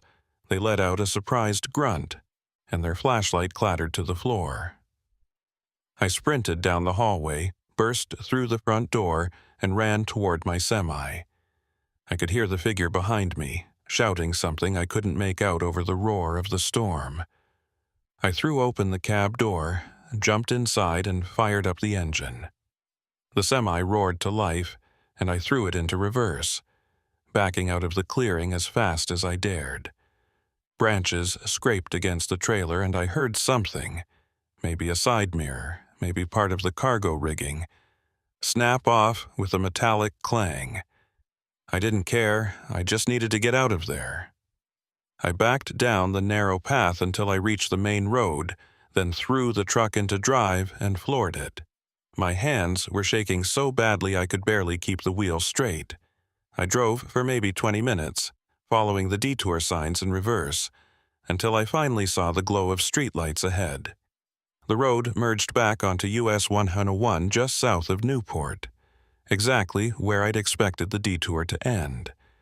But there was no flooding, no road closure, no sign that US 101 had ever been closed in the first place. I pulled into the first truck stop I saw and sat there in the parking lot, engine idling, trying to process what had just happened. Someone had set up fake detour signs. Someone had led me into the forest to that abandoned building for a reason I didn't fully understand. And someone had been waiting there ready to confront me when I found those manifests. I pulled out the papers I'd stuffed into my jacket and read through them again under the dome light of my cab. Every single one bore Olin Petgrave's signature. Every single one listed cargo bound for Astoria. And every single one had irregularities, mismatched weights, vague cargo descriptions, pickup times that didn't align with any dock schedules I was familiar with. I thought about calling the police, but what would I even tell them? That I'd followed a fake detour, been led to an abandoned building by someone in a mask, and found suspicious shipping manifests? They'd probably think I was delusional, suffering from exhaustion or hypothermia. I needed proof. I needed to figure out what was really going on. And the only way to do that was to keep driving north, to Newport, and to confront Olin Petgrave directly. So that's exactly what I did. I pulled out of the truck stop and merged back onto US 101, the storm still raging around me, the road ahead dark and uncertain. I had no idea what I was walking into, but I knew one thing for certain. Whatever operation Olin Petgrave was running, it was big enough to warrant fake detours, masked figures in the woods, and manifests that didn't add up. And I'd just stumbled into the middle of it. The miles ticked by, and with each one, the knot in my stomach grew tighter. Because I knew that once I reached Newport, once I confronted Olin, there would be no going back. I'd crossed a line the moment I walked into that building. And now, whether I liked it or not, I was part of whatever dark current was running beneath the surface of the Oregon coast. I reached Newport just after 3 in the afternoon, the storm still hammering the coast with sheets of rain that turned the windshield into a blurred mess. The docks were on the south side of town, a sprawling collection of piers and warehouses where fishing boats unloaded their catches and processing plants worked around the clock to turn raw seafood into products bound for markets across the country. I'd been here dozens of times before, always during the day, always as part of a routine pickup or delivery. But today felt different. Today I wasn't here for work. I was here for answers. I parked my semi in the main lot and killed the engine, sitting in the cab for a few minutes to collect my thoughts. The manifests I'd taken from the abandoned building were still in my jacket, damp from the rain, but readable. I pulled them out and studied them again, looking for anything I might have missed. The signatures were definitely Olin Petgrave's. I'd seen his handwriting enough times to recognize the tight, angular script, but the cargo descriptions were vague, almost deliberately so. Processed seafood could mean anything: canned tuna, smoked salmon, frozen crab, shellfish meal. And the weights listed on the manifests didn't match the standard pallet configurations I was used to seeing. Some were too light, others too heavy. It was sloppy work, the kind of thing that would get flagged during a routine inspection if anyone bothered to look closely enough. I climbed out of the cab and pulled my hood up against the rain. The docks were busy despite the weather. Forklifts moving pallets between warehouses, workers in rain gear shouting instructions over the howl of the wind. I made my way toward the harbor master's office, a squat concrete building at the far end of the main pier. The door was unlocked, and I pushed it open without knocking. The office was small and cluttered, the walls covered with nautical charts, tide tables, and safety notices. A space heater hummed in the corner, and the air smelled like coffee and old cigarette smoke. Olin Petgrave was sitting behind a metal desk, hunched over a stack of paperwork. He looked up as I entered, his expression shifting from mild annoyance to recognition. "Merritt," he said, leaning back in his chair. "Didn't know you had a delivery scheduled today." I shook the rain off my jacket and closed the door behind me. "I don't. I'm here to talk." Olin's eyes narrowed slightly. "About what?" I pulled the manifests from my jacket and dropped them on his desk. "About these." For a moment, Olin didn't move. He just stared at the papers, his face unreadable. Then he picked up the top sheet and scanned it, his jaw tightening. "Where did you get these?" he asked quietly. "From an abandoned building about 30 miles south of here. Someone led me there, someone wearing a mask and a yellow rain slicker. They set up fake detour signs and funneled me off the highway." Olin set the manifest down and folded his hands on the desk. "And why would someone do that?" I leaned forward, planting my palms on the edge of the desk. "That's what I'm asking you. Because every single one of those manifests has your signature on it. And every single one of them has irregularities, wrong weights, vague descriptions, pickup times that don't make sense.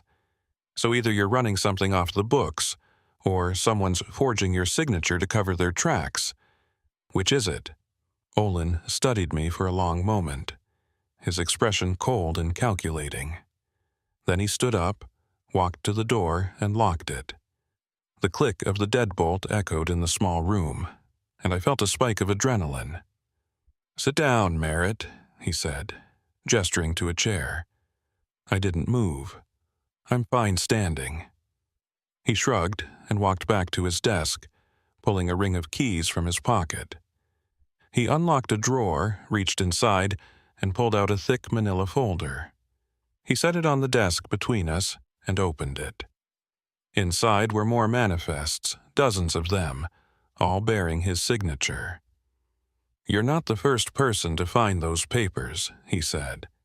"And you're not the first person to come here asking questions, but you might be the first one stupid enough to actually confront me about it." My hands curled into fists. "So, you're admitting it. You're running something illegal." Olin shook his head. "I'm not running anything. I'm just a cog in the machine, same as you. The difference is, I know when to keep my mouth shut." He sat down again and pulled out a cigarette, lighting it with a cheap plastic lighter.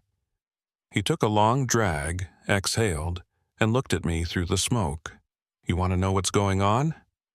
Fine, I'll tell you.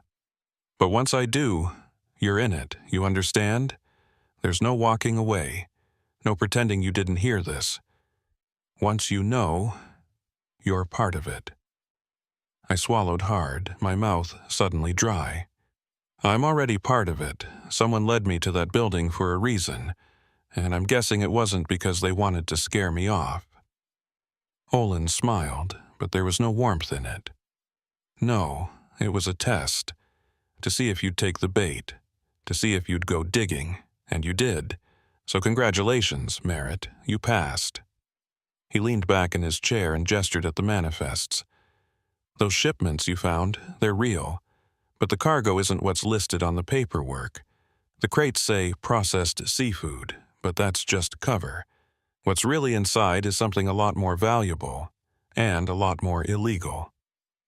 My stomach dropped. "What are you talking about? What's in the crates?" Olin tapped ash from his cigarette into a tray on his desk. "Pharmaceuticals. High-grade opioids mostly. Fentanyl, oxycodone, hydromorphone. Stuff that gets smuggled in from Canada and Asia, repackaged here and distributed to buyers up and down the coast. The docks are perfect for it. Constant shipments coming in and out, minimal oversight, and enough legitimate cargo to bury the illegal stuff. No one looks twice at a pallet of canned tuna." I felt like the floor had dropped out from under me. "And you're part of this? You're helping them smuggle drugs?" Olin shrugged. "I sign manifests. I make sure the right shipments get cleared through customs without too much scrutiny. I keep my mouth shut and collect a paycheck. It's not complicated. I stared at him, disbelief and anger warring in my chest. You're poisoning people. You're helping flood communities with drugs that are killing. Save it. Olin interrupted, his voice minor. You think I don't know that? You think I don't see the bodies washing up on the beaches, the overdoses, the families torn apart? I know exactly what I'm doing, and I don't need you standing there acting like you're better than me. He stubbed out his cigarette and stood up, walking to the window. The rain streaked down the glass, distorting the view of the docks beyond. You want to know why I do it? Because I don't have a choice. The people running this operation aren't the kind of people you say no to. You either play along or you disappear, simple as that. I shook my head. There's always a choice. Olin turned to face me, his expression hard. Is there? Then make yours, Merritt. You can walk out of here right now, get back in your truck, and forget this conversation ever happened. Or you can try to be a hero, go to the cops, and see how long it takes before you end up in a ditch somewhere. What's it going to be? I didn't answer. I just stood there, my mind racing, trying to figure out my next move. Olin watched me for a moment, then sighed. Look, I don't want you to get hurt. You seem like a decent guy. So here's what I'm going to do. I'm going to give you a piece of advice. Stay out of this. Don't dig any deeper. Don't go to the authorities. Just finish your delivery, go home, and pretend this never happened. Because if you don't, the people I work for will find out. And when they do, they'll come for you. And trust me, they're a lot scarier than some guy in a mask. I turned and walked toward the door, my hand reaching for the deadbolt. I'm not going to pretend this never happened, I said quietly. And I'm not going to let you keep doing this. Olin laughed, a bitter, humorless sound. Then you're a dead man, Merritt. You just don't know it yet. I unlocked the door and stepped out into the rain, my heart pounding so hard I thought it might burst. I made it halfway across the parking lot before I heard footsteps behind me. I turned and saw a woman approaching, her EMT uniform visible under her rain jacket. She was in her late 30s with short dark hair and sharp, intelligent eyes. I recognized her immediately. Tamsin Crow, one of the paramedics who worked out of the Newport fire station. I'd met her once before, a few years back, when I'd been on scene for a minor accident involving a delivery truck. "Cyrus Merritt," she called out, raising her voice over the storm. I stopped and waited for her to catch up. "Yeah, what do you need?" Tamsin glanced over her shoulder toward the harbor master's office, then back at me. "I need to talk to you, somewhere private. It's important." I hesitated. "About what?"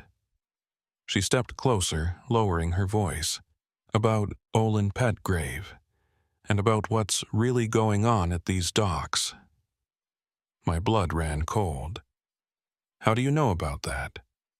Tamsin looked around again, her expression tense. "Because I've been documenting it for months. I've been trying to gather enough evidence to take to the state police, but every time I get close, something happens. Witnesses disappear. Records go missing. I think someone's been tipping them off." She looked me in the eye. "But if you've got something, anything, that can help me build a case, I need to see it. Because people are dying, Merritt, and if we don't stop this, it's only going to get worse."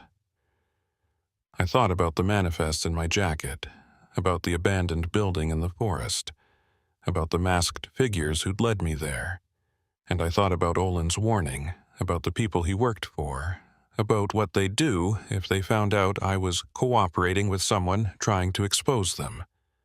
But I also thought about the bodies Tamsin had mentioned, about the overdoses, about the communities being destroyed by the drugs flowing through these docks, and I made my choice. "Come with me," I said, and led her toward my semi. We climbed into the cab. out of the rain, and I spread the manifests out on the dashboard. Tamsin studied them carefully, her eyes scanning every detail, her fingers tracing the signatures and cargo descriptions. "This is exactly what I've been looking for," she said quietly.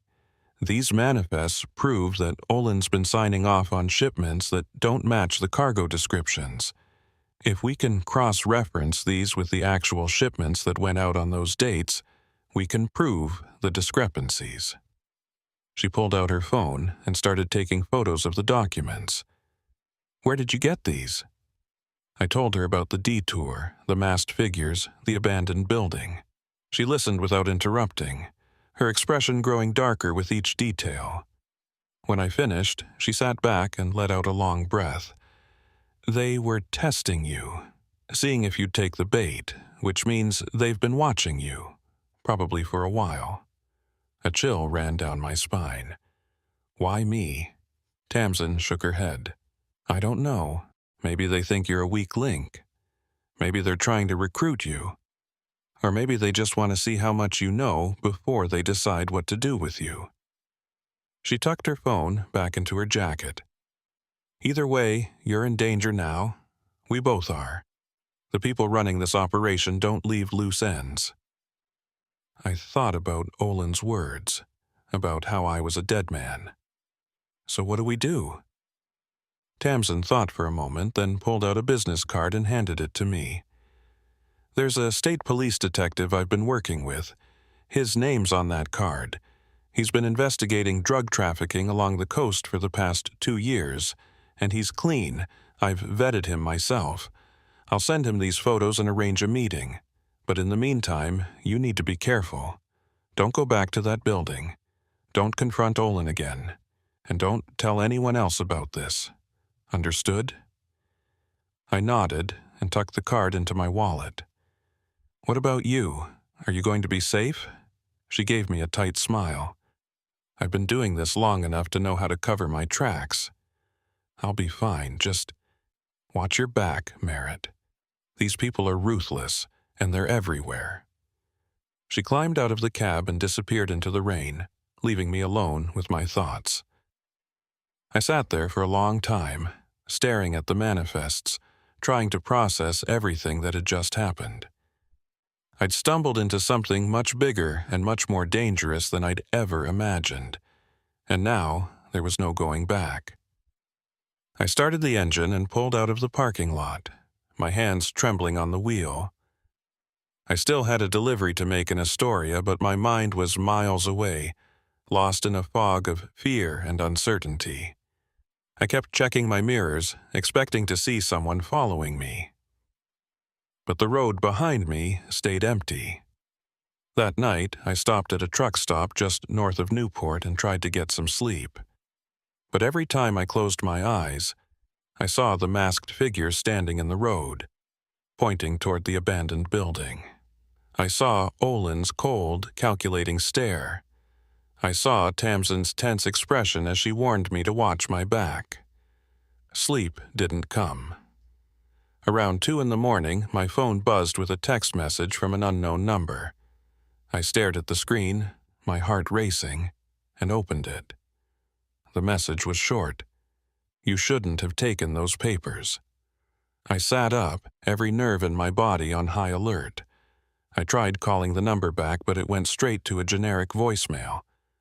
I thought about calling Tamsin or the detective whose card she'd given me, but I didn't know what I'd even say.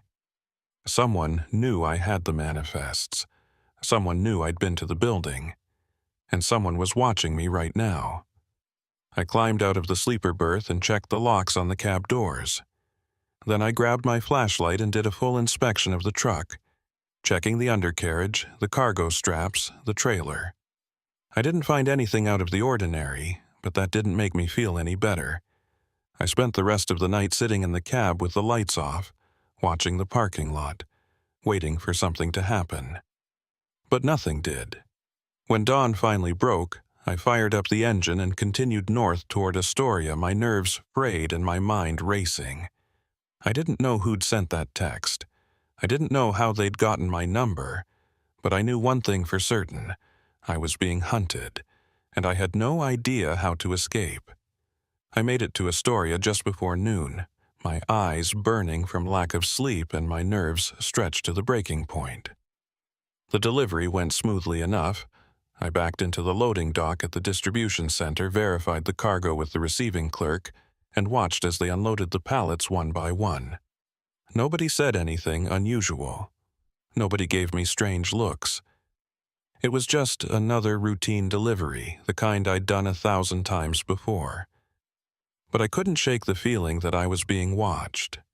Every time a forklift passed by, every time I caught movement in my peripheral vision, I tensed up. The text message from the unknown number kept replaying in my mind. You shouldn't have taken those papers. Someone knew. Someone was tracking my movements, and I had no idea who they were or when they'd make their move. After the unloading was finished, I signed off on the delivery paperwork and climbed back into my cab. I was supposed to head back to Coos Bay to pick up another load, but I couldn't bring myself to do it. Not yet. I needed answers. I needed to know who was behind this operation and how deep it really went. So instead of heading south, I drove to a quiet spot along the Columbia River, parked my semi in an empty lot, and pulled out the business card Tamsin had given me. The card was simple, just a name, a phone number, and the seal of the Oregon State Police. No rank, no department, just a name. Detective Marcus Freely. I stared at the card for a long time, weighing my options. If I called, I'd be officially involving law enforcement. There'd be no going back. But if I didn't call, I'd be on my own, hunted by people who had no qualms about making problems disappear. I dialed the number. It rang 3 times before a gruff voice answered. Freely. Detective Freely. My name is Cyrus Merritt. Tamsin Crow gave me your number. She said you're investigating drug trafficking along the coast. There was a pause on the other end of the line. Tamsin sent you? Where are you right now? Astoria. I just finished a delivery. Stay where you are. I'll be there in 20 minutes. The line went dead. I sat in the cab, watching the river flow past, trying to calm my racing thoughts. 20 minutes felt like an eternity. I kept checking my mirrors, scanning the parking lot for any sign of movement. But the lot stayed empty. True to his word, Detective Freely pulled up exactly 20 minutes later in an unmarked sedan. He was a tall, lanky man in his late 40s, with close-cropped gray hair and a face that looked like it had seen too many bad days. He was wearing a wrinkled dress shirt and jeans, no tie, and he had the tired, watchful look of someone who'd been working this case for far too long. He climbed into the passenger seat of my cab without asking permission and closed the door behind him. Cyrus Merritt? I nodded. He pulled out a badge and showed it to me briefly before tucking it back into his jacket. Tamsin sent me the photos of the manifests you found. I've been cross-referencing them with our database, and you stumbled onto something big, real big. He pulled out a tablet and swiped through several files. Olin Petgrave's been on our radar for about 8 months now. We suspected he was facilitating illegal shipments, but we didn't have hard evidence. Those manifests you found? They're exactly what we needed to tie him directly to the operation. I felt a small measure of relief. So you can arrest him? Freely shook his head. Not yet. Olin's just a middleman. If we take him down now, the people running the operation will scatter, and we'll lose our chance to dismantle the whole network. What we need is to follow the chain all the way up. Find out who's importing the drugs, who's distributing them, and who's bankrolling the whole thing. He turned to look at me. And that's where you come in. My stomach dropped. What do you mean? Tamsin told me about the detour, the abandoned building, the masked figures. They were testing you, seeing if you'd take the bait, which means they're interested in you for some reason. Maybe they think you're corruptible. Maybe they want to recruit you. Either way, they're watching you, and that gives us an opportunity." I didn't like where this was going. "You want me to go undercover? Pretend to work for them?" Freely leaned back in the seat. "Not exactly. I want you to keep doing what you're doing, making deliveries, following your routes. But I also want you to keep your eyes open. If they approach you again, if they try to recruit you or involve you in their operation, I want you to play along. Gather information. Record conversations if you can. Help us build a case from the inside." I shook my head. "You're asking me to put a target on my back. These people already threatened me. They sent me a text last night saying I shouldn't have taken those manifests. If I start playing spy, they'll kill me." Freely's expression hardened. "They might kill you anyway, Merritt. You've already seen too much. The only way you're going to stay alive is if we take them down before they get to you. And the fastest way to do that is with your help." I stared out the windshield, watching the rain start to fall again. What if I say no? Then you're on your own. No protection, no support, no way to know when they're coming for you, and trust me, they will come. These people don't leave loose ends. He was right, and I knew it. I was already a target. The only question was whether I'd go down fighting or go down cowering. "What do you need me to do?" I asked quietly. Freely pulled out a small device from his jacket, about the size of a deck of cards. "This is a GPS tracker. I want you to install it somewhere on your truck where it won't be easily found. Under the chassis, inside the wheel well, somewhere like that. It'll let us monitor your movements in real time. If you get into trouble, we'll know where you are." He handed me the device, and I turned it over in my hands. It was heavier than it looked, with a magnetic base and a small blinking LED. What else? "If they contact you again, record the conversation. Use your phone, a voice recorder, whatever you've got. And if they ask you to make a delivery that seems off, wrong destination, unusual cargo, strange pickup times, call me immediately. Don't try to handle it yourself." I nodded and tucked the tracker into my jacket. "And what if they figure out I'm working with you?" Freely's expression softened slightly. "Then you call me, and we pull you out. We'll get you into witness protection, relocate you, give you a new identity if we have to. But it won't come to that. You're smart, Merritt. You've already proven that by finding those manifests. Just keep your head down, follow your instincts, and trust me when I say we've got your back." He climbed out of the cab and paused at the door. "One more thing. Don't tell anyone about this. Not your dispatcher, not your friends, not even Tamsin.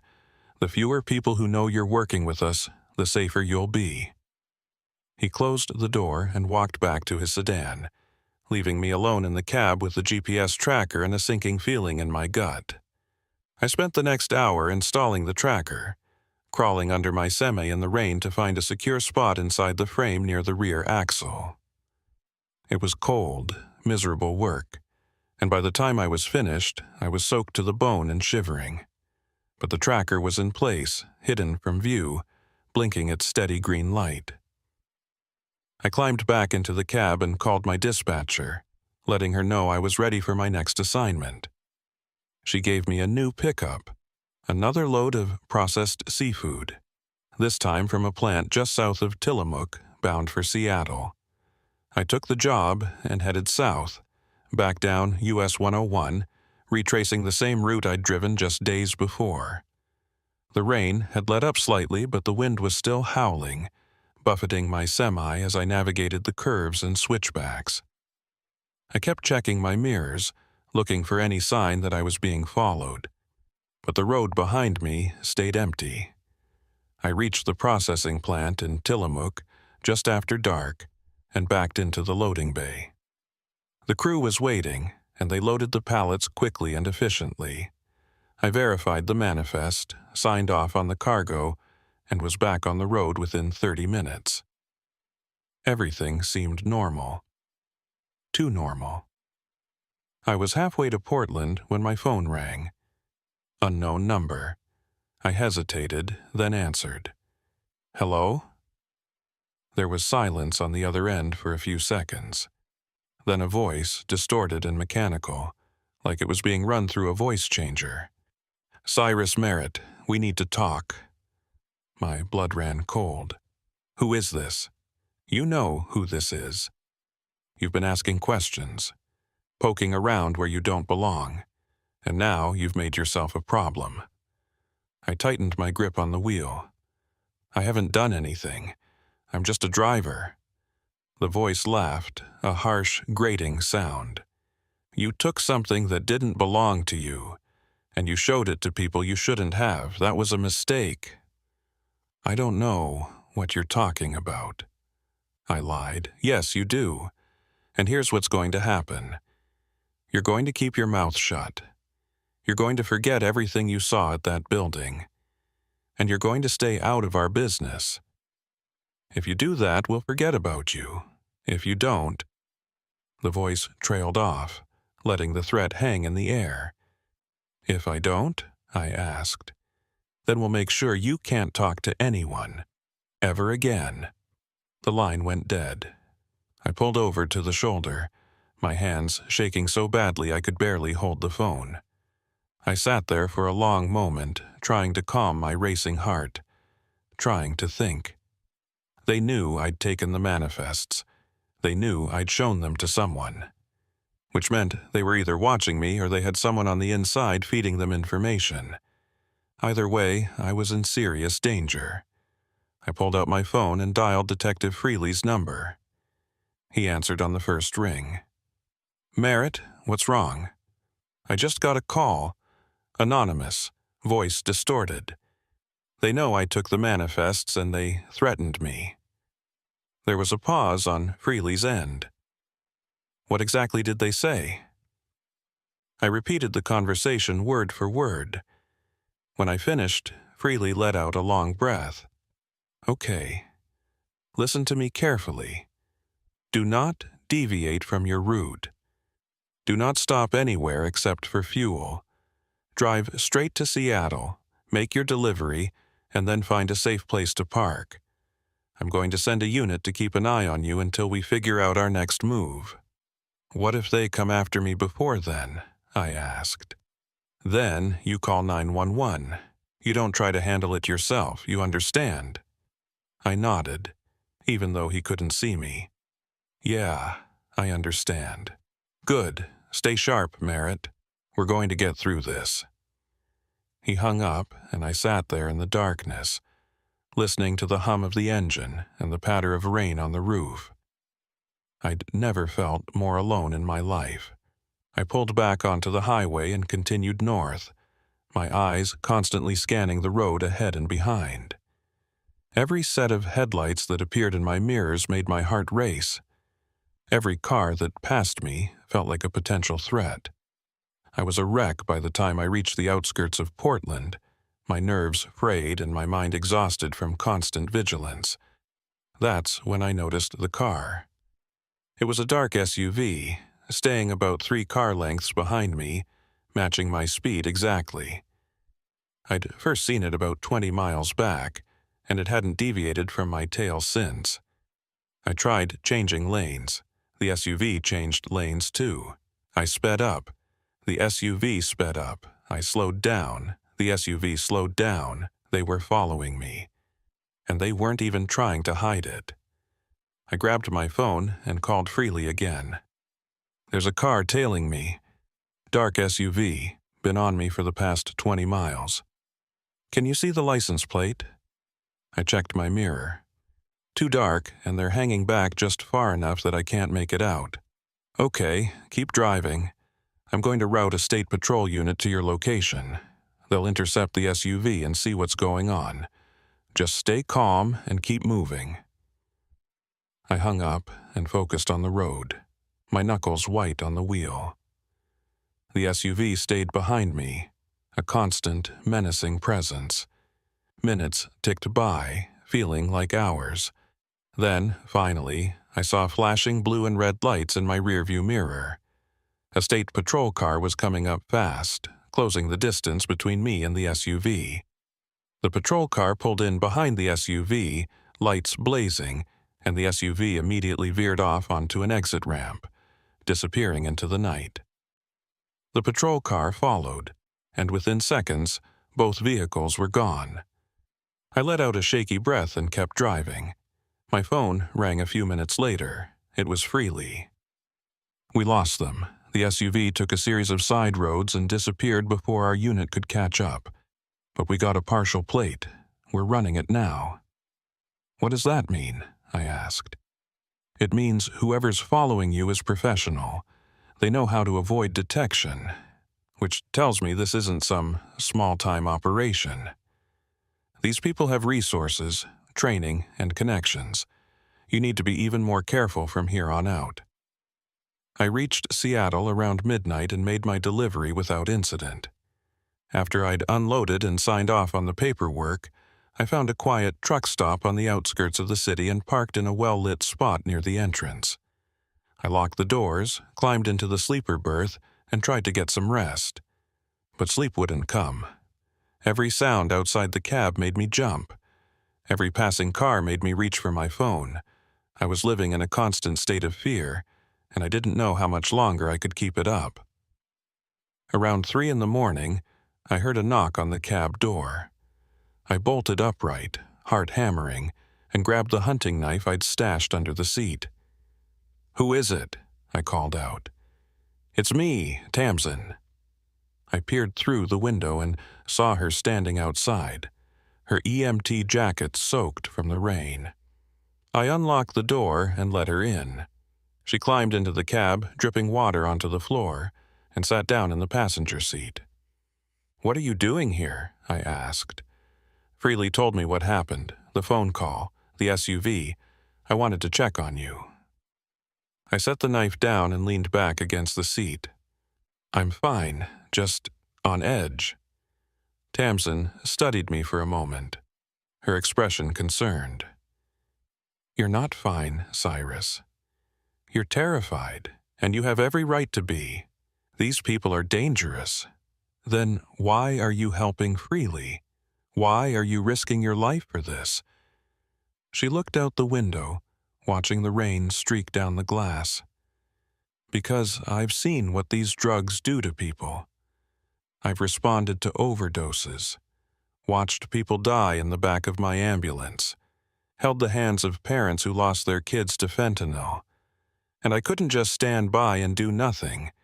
So when Freely approached me and asked for help documenting the operation, I said yes, even though I knew it was dangerous, even though I knew it might get me killed." She turned back to me. "You're doing the right thing, Cyrus. I know it doesn't feel like it right now, but you are. And we're going to stop these people. I promise you that." I wanted to believe her, but all I could think about was the voice on the phone, the SUV in my mirrors, the endless miles of highway stretching out ahead of me with no safe place to hide. "What if we can't stop them?" I asked quietly. Tamsin reached over and squeezed my shoulder. "Then at least we tried, and that's more than most people can say." She stayed with me for another hour, and we talked about everything and nothing. Her work as a paramedic, my years on the road, the lives we'd lived before all of this started. It was the first time in days that I felt even remotely normal. When she finally left, climbing back out into the rain with the promise to stay in touch, I felt a little less alone, but the fear was still there, lurking in the back of my mind, waiting for the next phone call, the next threat, the next move in a game I didn't know how to win. The next 2 weeks were the longest of my life. I kept driving my routes, picking up loads in Coos Bay and Tillamook and Newport, delivering them to Seattle and Portland and Astoria. Every day felt like walking a tightrope over a pit of knives. I installed the GPS tracker Detective Freely had given me, and I knew somewhere, someone was watching my every move. But I didn't know if it was just Freely and his team, or if the people running the drug operation had found a way to tap into that signal too. I checked my truck obsessively, under the chassis, inside the wheel wells, behind the dashboard. I was looking for bugs, trackers, anything that might indicate I was being monitored. I never found anything, but that didn't make me feel safer. It just made me more paranoid. The anonymous phone calls stopped after that first one, but that was almost worse. The silence felt like the calm before a storm, like they were waiting for the right moment to strike. I kept Freely updated on every delivery, every conversation, every strange look I got from dock workers or plant supervisors, but nothing seemed out of the ordinary. It was like the entire operation had gone dark, waiting me out. Then, 3 weeks after my conversation with Freely, I got a call from my dispatcher. She had a new assignment for me, a rush delivery, pickup in Newport, destination in Astoria. The cargo was listed as processed crab, and the client was willing to pay double the usual rate if I could get it there within 12 hours. It was unusual, but not unheard of. Rush deliveries happened, especially when a client had a tight deadline or a last-minute order to fill. I told her I'd take it and headed south toward Newport, my gut telling me something was off but my mind unable to pinpoint exactly what. I reached the Newport docks just after dark, the fog rolling in thick off the ocean, turning the streetlights into hazy orbs of yellow light. The pickup location was at a smaller dock on the far side of the harbor, away from the main processing plants. I'd been there once before, years ago, and I remembered it as a quiet, almost forgotten corner of the waterfront. I backed my semi into the loading area and killed the engine. The dock was deserted. No workers, no forklifts, no lights in the warehouse windows. Just my truck, the fog, and the sound of waves lapping against the pilings. I climbed out of the cab and walked toward the warehouse, my flashlight cutting through the mist. The door was unlocked, hanging slightly ajar. I pushed it open and called out, "Hello? Anyone here?" No response. I stepped inside, sweeping my flashlight across the interior. The warehouse was empty. No cargo, no equipment, nothing but bare concrete floors and rusted metal shelves. My pulse quickened. This was wrong, very wrong. I turned to leave, but before I could take 2 steps, the warehouse door slammed shut behind me. I spun around and saw 3 figures standing between me and the exit. They were wearing dark clothing, their faces obscured by shadows and the fog that had crept in through the gaps in the walls. One of them stepped forward, and I recognized the yellow rain slicker immediately. It was the same person, or at least the same outfit, that had led me to the abandoned building weeks ago. "Cyrus Merritt," the figure said, their voice muffled by a mask. "We've been waiting for you." I backed up slowly, my hand reaching for the hunting knife on my belt. "What do you want?" The figure tilted their head.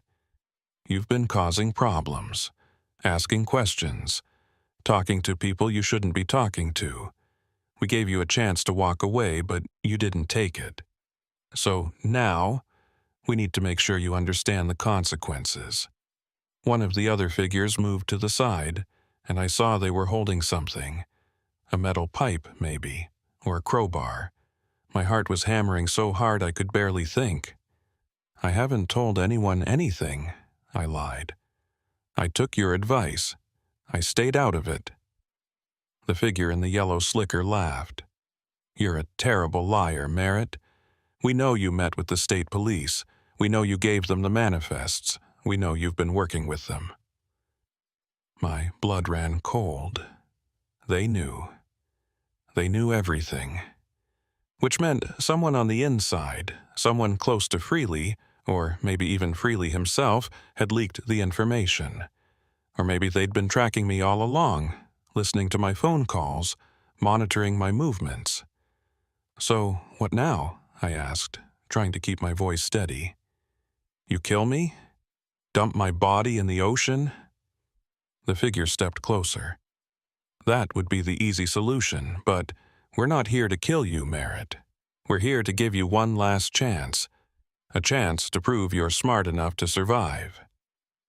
They gestured to one of the other figures, who stepped forward and dropped a duffel bag at my feet. "Open it," the figure in yellow said. I crouched down and unzipped the bag. Inside were bricks, dozens of them, wrapped in plastic and duct tape. I didn't need to open one to know what they were. Drugs. Probably fentanyl or heroin, packaged and ready for distribution. I zipped the bag shut and stood up. "You want me to deliver this?" It wasn't a question. "That's right. You're going to take that bag, load it into your truck, and deliver it to an address we'll give you. You do that and we'll forget about your little indiscretions. You'll be part of the operation, and as long as you keep your mouth shut and do what you're told, you'll be safe. You'll even make good money." I stared at the bag, my mind racing. If I refused, they'd kill me, right here, right now. But if I agreed, if I took the drugs and made the delivery, I'd be crossing a line I could never come back from. I'd be complicit in the very thing I'd been trying to stop. And Freely would know. The GPS tracker under my truck would show exactly where I went, and he'd see me making a delivery to an address that wasn't on any legitimate manifest. He'd think I'd turned. He'd think I'd sold out. Unless I could use this. Use the delivery as bait. Lead Freely and his team right to the heart of the operation. It was risky, insanely risky, but it might be my only chance to end this. "Fine," I said. "I'll do it." The figure in yellow nodded. "Smart choice. The address is already programmed into your GPS. You have 6 hours to make the delivery. If you're late, or if you try anything stupid, we'll know, and we'll come for you. Understood?" I nodded and picked up the duffel bag. It was heavier than I expected, and the weight of it felt like a physical burden pressing down on my shoulders. I walked past the figures and out of the warehouse, into the fog and the cold night air. I loaded the bag into the hidden compartment under my sleeper berth, the one I usually used for tools and spare parts. Then I climbed into the cab and started the engine. The GPS on my dashboard flickered to life, and a new destination appeared. An address in a small town just south of Astoria, about 90 miles north. I pulled out of the dock and onto the highway, my hands trembling on the wheel. As soon as I was clear of the waterfront, I grabbed my phone and called Freely. He answered immediately. "Merritt, where are you?" "Newport. They just gave me a bag full of drugs and told me to deliver it. They know about you. They know I've been working with you." There was a sharp intake of breath on Freely's end.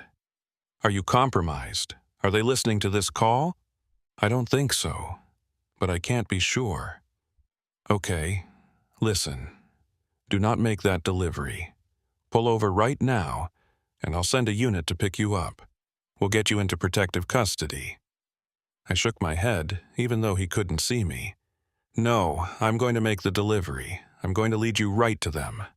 "That's too dangerous. If they suspect you're setting them up, they already suspect me," I interrupted. "This is the only way. You follow the GPS tracker, you set up surveillance at the delivery location, and you catch them in the act. It's the best shot we're going to get." There was a long silence on Freely's end, then, "Okay, but you stay in your truck, you make the drop, and you leave immediately. You do not engage with anyone. You do not try to be a hero. You understand?" "I understand. We'll have units positioned around the area. The moment you leave, we move in. Just be careful, Merritt." I hung up and focused on the road, my heart pounding in my chest. The drive to the delivery location took just under 2 hours.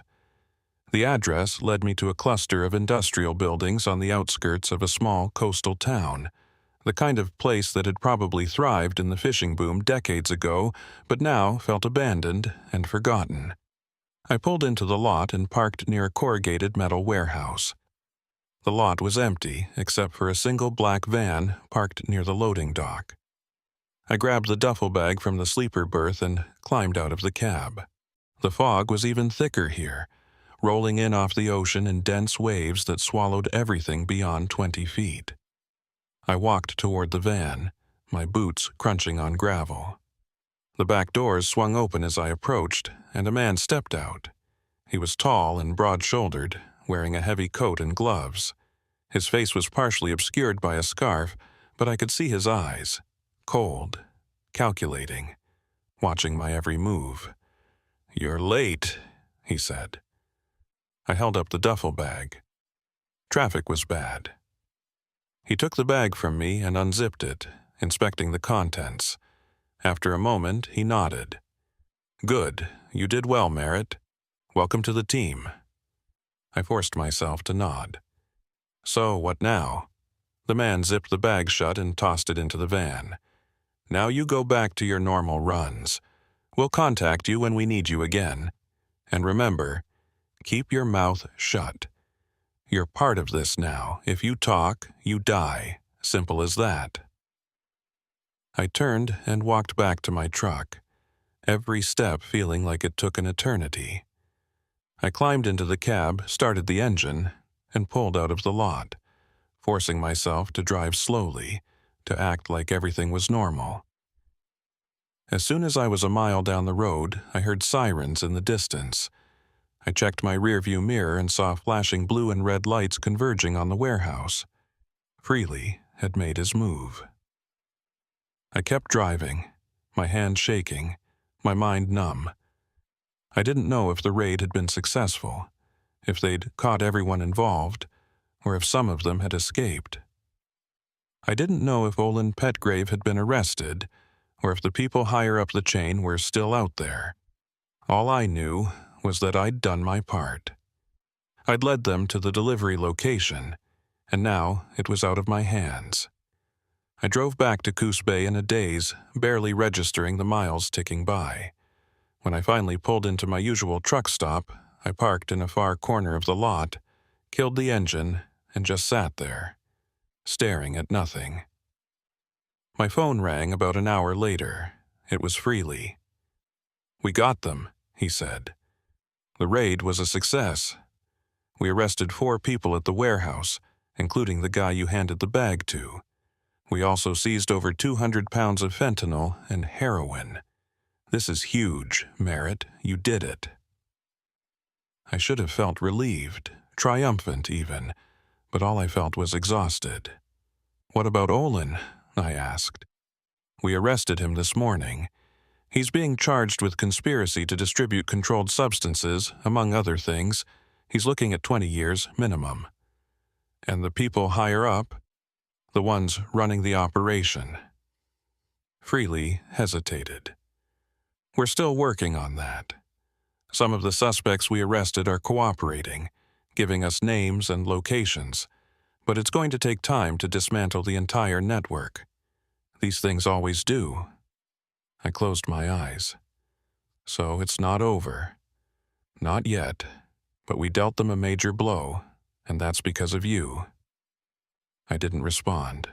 What was there to say? "Merritt, I know this has been hard on you, but you did the right thing. You saved lives, a lot of lives." "Yeah," I said quietly. "I know." I hung up and sat there in the darkness, listening to the hum of the refrigeration unit in the truck parked next to mine. I thought about Tamsin, about her promise that we'd stop these people. I thought about the manifests, the abandoned building, the masked figures in the fog, and I thought about how close I'd come to being just another casualty in a war I'd never asked to be part of. The next morning, I got a text from Tamsin. It was short and to the point. "Heard about the raid. You okay?" I typed back, "Yeah, I'm okay." But I wasn't sure if that was true. Over the next few days, I kept expecting something to happen. A phone call, a visit, some sign that the people Freely hadn't caught were coming for me. But nothing did. The days turned into weeks, and slowly life started to return to something resembling normal. I went back to my regular routes, hauling seafood up and down the coast, trying to put the whole ordeal behind me. But I couldn't shake the feeling that I was still being watched. Every time I drove past the Newport docks, I thought about Olin Petgrave, sitting in a jail cell, probably blaming me for his arrest. Every time I passed a way station or a processing plant, I wondered if someone else had taken his place, if the operation was already rebuilding itself in the shadows. And every time I saw a car following me for more than a few miles, my heart rate spiked, and I reached for my phone, ready to call freely. One night, about 2 months after the raid, I stopped at a rest area just south of Tillamook to grab some sleep. I was exhausted, my body aching from a long day of driving, and I fell asleep almost as soon as I climbed into the sleeper berth. I woke up a few hours later to the sound of someone knocking on my cab door. I sat up, disoriented, and peered through the window. It was Tamsin. She was standing outside in the rain, her EMT jacket soaked, her expression tense. I unlocked the door and let her in. "What are you doing here?" I asked. She climbed into the cab and closed the door behind her. "I needed to see you. To warn you." My stomach dropped. "Warn me about what?" Tamsin pulled out her phone and showed me a photo. It was a screenshot of a text message sent from an unknown number. "Tamsin Crow, we know what you did. We're coming for you." I stared at the message, my blood running cold. "When did you get this?" "2 days ago. And I've been getting them every night since. Always from a different number, always the same message. Freely thinks it's just scare tactics, that they're trying to intimidate me into backing off. But I don't think so. I think they're serious." She looked at me, her eyes filled with fear. "And if they're coming for me, they're coming for you too." I thought about the GPS tracker under my truck, about the delivery I'd made, about all the people who knew I'd cooperated with the police. "What do we do?" I asked. Tamsin shook her head. "I don't know. Freely says he can offer us protection, but that only lasts as long as the investigation is active. Once the trials are over, once the cases are closed, we're on our own. And these people, they don't forget. They don't forgive." We sat there in silence for a long moment, the rain drumming on the roof of the cab. "Maybe we should disappear," I said quietly. "Change our names. Move somewhere far away. Start over." Tamsin looked out the window, watching the rain streak down the glass. "Maybe, but is that really living? Always looking over our shoulder, always waiting for them to find us?" I didn't have an answer. Because she was right. There was no escaping this. Not really. We'd seen too much, done too much. We were marked now, whether we stayed or ran. "I'm sorry I got you into this," I said. Tamsin turned to look at me, and for the first time since I'd met her, she smiled. It was a sad, tired smile, but it was genuine. "You didn't get me into anything, Cyrus. I chose this, just like you did, and I'd make the same choice again." She reached over and squeezed my hand. "We did the right thing, even if it cost us everything." She left a few minutes later, disappearing into the rain, and I sat alone in the cab, staring at my phone, waiting for the next message, the next threat, the next move in a game that never seemed to end. I still drive the coastal routes. I still pick up loads in Newport and Coos Bay and Tillamook, still deliver them to Seattle and Portland and Astoria. But everything's different now. I check my mirrors obsessively. I vary my routes, never taking the same road twice in a row. I keep the hunting knife close, and I sleep with one eye open. I don't know if the people running the operation are still out there, rebuilding in the shadows, or if Freely's raid really did dismantle the network. I don't know if Olin Petgrave is cooperating with investigators or keeping his mouth shut, protecting the people higher up the chain. I don't know if the masked figures I saw in the warehouse are in jail, or if they're still out there waiting for the right moment to come for me. All I know is that I can't stop driving. Because if I stop, if I let the fear paralyze me, then they've already won. So I keep moving. Mile after mile, day after day, the highway stretching out ahead of me like a promise that never quite delivers. I pass the exit for that abandoned building sometimes, the one where I found the manifests. I never take it, I just keep driving, my hands tight on the wheel, my eyes on the road. And every night before I fall asleep, I check my phone, looking for messages, looking for threats, looking for some sign that it's finally over. But the messages never come. The threats never materialize. And that's the worst part, because not knowing is worse than knowing. The uncertainty is worse than any threat. It's the silence that kills you. The waiting.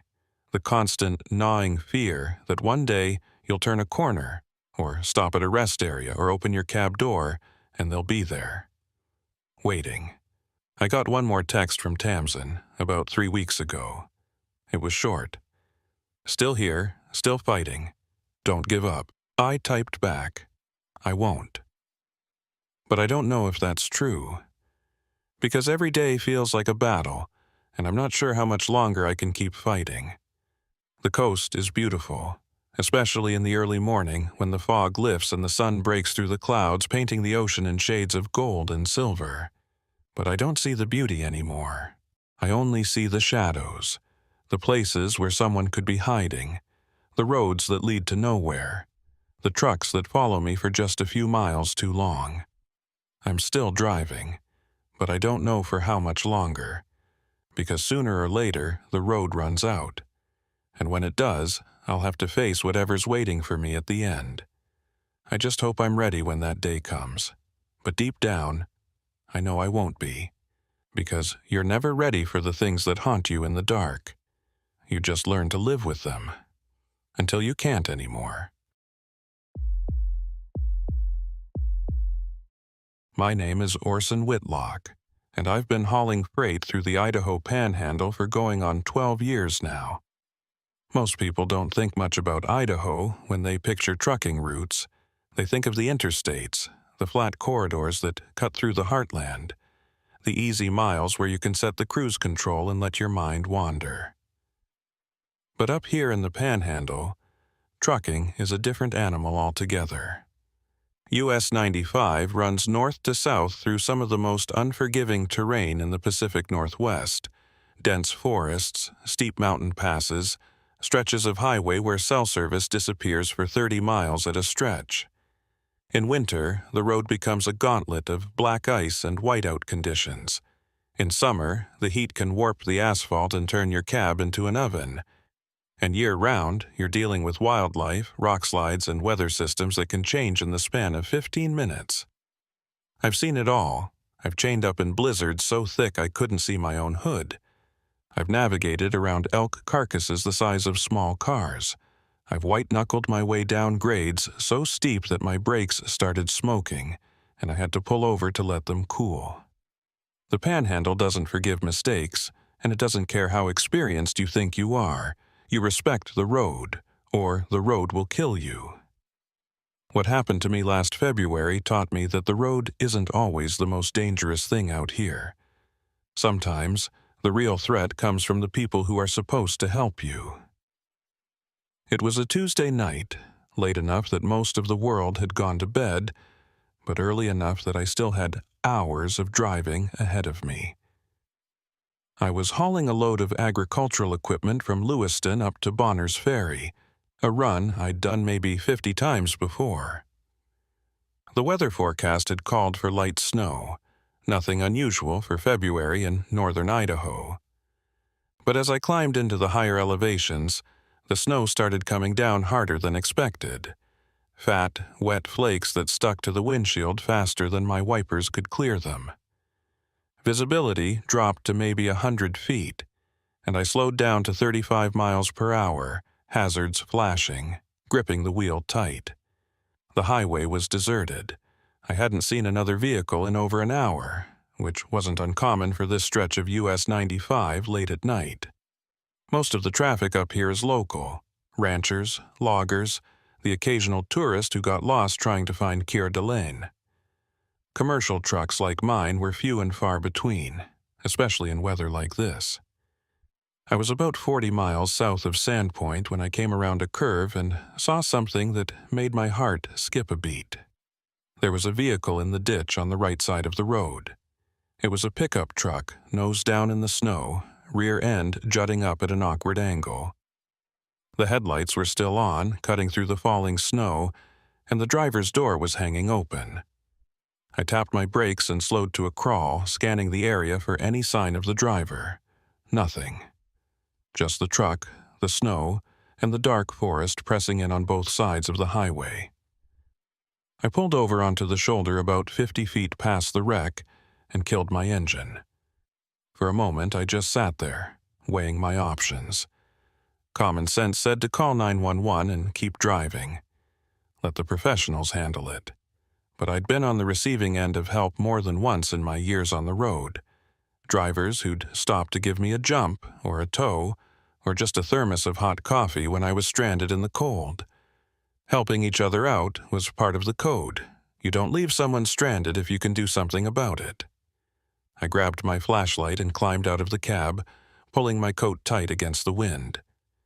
The cold hit me like a slap, the kind of bone-deep chill that makes you realize just how isolated you are. I walked back towards the pickup, my boots crunching in the snow, my breath coming out in white puffs. The truck was a late-model Ford, dark blue, with Montana plates. The front end was buried in the snowbank, and I could see spiderweb cracks in the windshield where something, maybe the driver's head, had impacted the glass. But there was no blood, no sign of injury, just the open door and the still-running engine.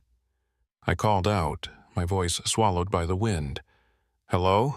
Anyone here? You okay?" No response. I swept my flashlight across the interior of the truck. The cab was empty. Keys still in the ignition, a half-empty coffee cup in the center console, a phone sitting on the passenger seat. Whoever had been driving had left in a hurry or been taken. I walked around the truck looking for footprints, any sign of where the driver had gone. That's when I found them, a set of tracks leading away from the truck, heading into the forest. They were fresh, barely filled in with snow, and they looked unsteady, like the person had been stumbling or disoriented. I stood there for a moment, torn between the urge to follow the tracks and the instinct to stay put and call for help. But if someone was out there in the woods, injured and confused, they might not have much time. The temperature was dropping fast, and hypothermia could set in within an hour in conditions like this. I made a decision. I pulled out my phone and dialed 911. No service. I walked back to my truck and tried the CB radio, broadcasting on the emergency channel. "This is Orson Whitlock, mile marker 187 on US 95 northbound. I've got a vehicle in the ditch, driver missing, footprints leading into the woods. Requesting assistance. Over." Static. I tried again. Same result. The storm was interfering with the signal, or I was too far out in the middle of nowhere for anyone to hear me. I was on my own. I grabbed a spare jacket from my sleeper berth, along with a first aid kit and a length of rope. If I was going to follow those tracks, I needed to be prepared. I locked my truck and started into the woods, following the footprints, my flashlight cutting through the darkness. The forest was dense, the trees so tightly packed that the snow hadn't penetrated much beyond the first few yards. The tracks led deeper, weaving between trunks and over fallen logs, and I followed them as quickly as I dared. The wind howled through the branches above, and every now and then I'd hear a crack or a rustle that made me stop and sweep my flashlight around, half expecting to see something watching me from the shadows. After about 10 minutes, the tracks ended at a small clearing. And in the middle of that clearing was a man. He was lying on his back in the snow, motionless. His arms spread out like he'd just collapsed. I ran over and knelt beside him, pressing my fingers to his neck. He had a pulse, weak and thready, but there, his skin was ice cold, his lips tinged blue. Hypothermia, no question. I shook him gently. "Hey, can you hear me? I'm here to help." His eyes fluttered open, unfocused, and he mumbled something I couldn't make out. I pulled the spare jacket over him and started rubbing his arms, trying to generate some warmth. "What's your name?" I asked. "What happened?" He blinked a few times and his eyes seemed to focus on me. Ran me off the road," he whispered. They're coming back." I froze. "Who ran you off the road?" He grabbed my wrist, his grip surprisingly strong for someone on the edge of hypothermia. Don't trust the deputy. He's one of them." Before I could ask what he meant, I heard the sound of an engine in the distance.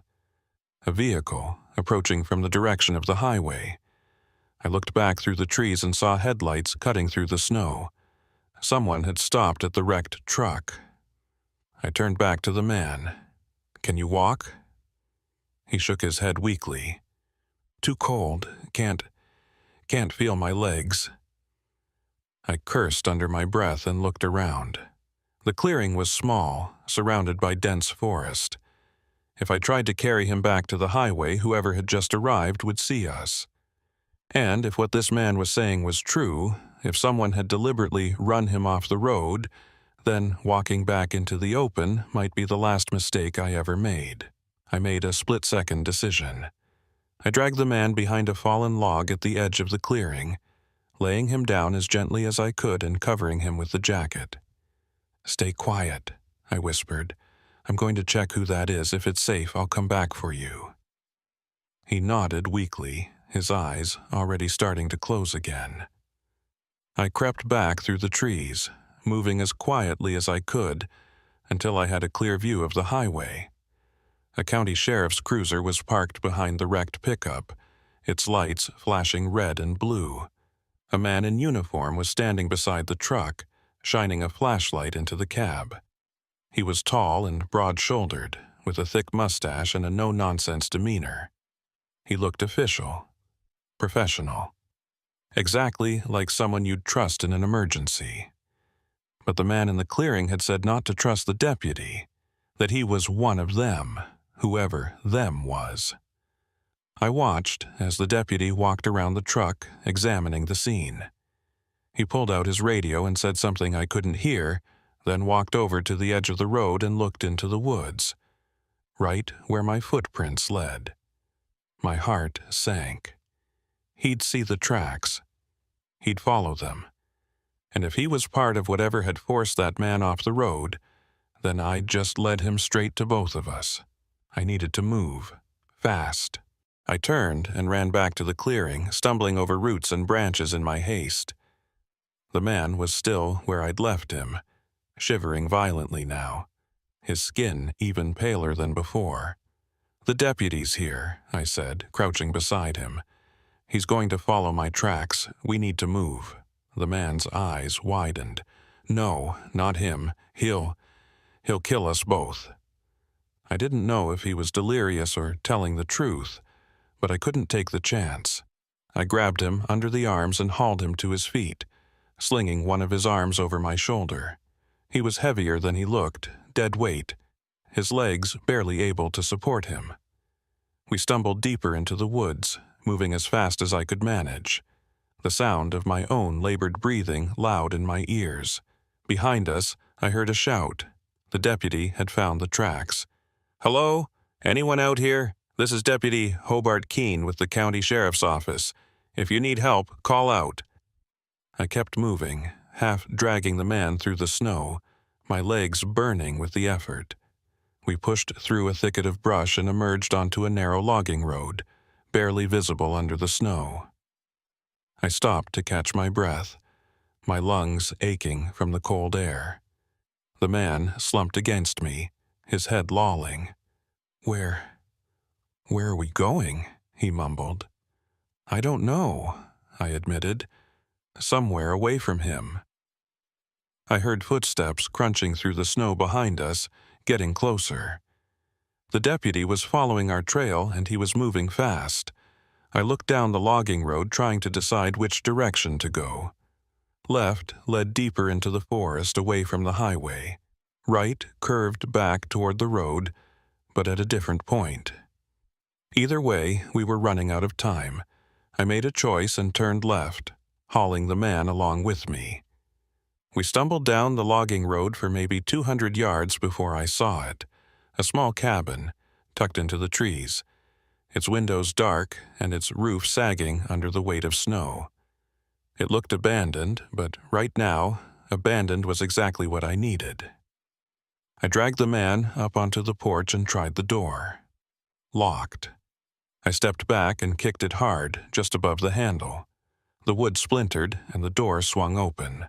I pulled the man inside and closed the door behind us, wedging a chair under the handle to keep it shut. The interior of the cabin was freezing, not much warmer than outside, but at least we were out of the wind. I lowered the man onto a dusty couch in the corner and started looking for anything we could use: blankets, matches, firewood. I found a stack of old newspapers and a box of matches on a shelf, along with a few pieces of split wood stacked beside a potbelly stove in the corner. I got a fire started, feeding it newspaper until the kindling caught, then adding the wood. Within minutes, the stove was radiating heat, and I pulled the couch closer so the man could warm up. "You're going to be okay," I said, more to convince myself than him. "We'll wait here until morning, then figure out how to get help." The man opened his eyes and looked at me. "You don't understand. There is no help, not out here. The deputy, Hobart Keene, he's been running this whole thing. Him and the wrecker operator, they've been doing it for years." I stared at him. "Doing what?" He swallowed hard, his voice barely above a whisper. "Staging accidents, running people off the road. Then the wrecker comes, and they disappear. No one ever sees them again." My blood ran cold. "What are you talking about? Why would they—" "Money," the man interrupted. "Cargo. People traveling through, no one local, no one who'll be missed right away. They hit them, take whatever's worth taking and make it look like an accident. Sometimes they dump the bodies in the woods. Sometimes they just— I don't know. I got lucky. I fought back. Managed to get away before they could finish the job." Before I could respond, I heard the crunch of footsteps on the porch outside. The door handle rattled. Then, a voice. Calm, measured, official. "This is Deputy Hobart Keene.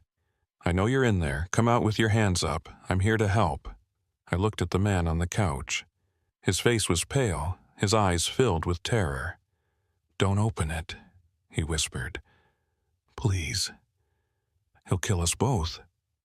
I stood there, frozen, the fire crackling in the stove, the deputy's voice echoing through the thin walls, and I realized, with a sinking certainty, that I'd stumbled into something far worse than a simple accident on a snowy road.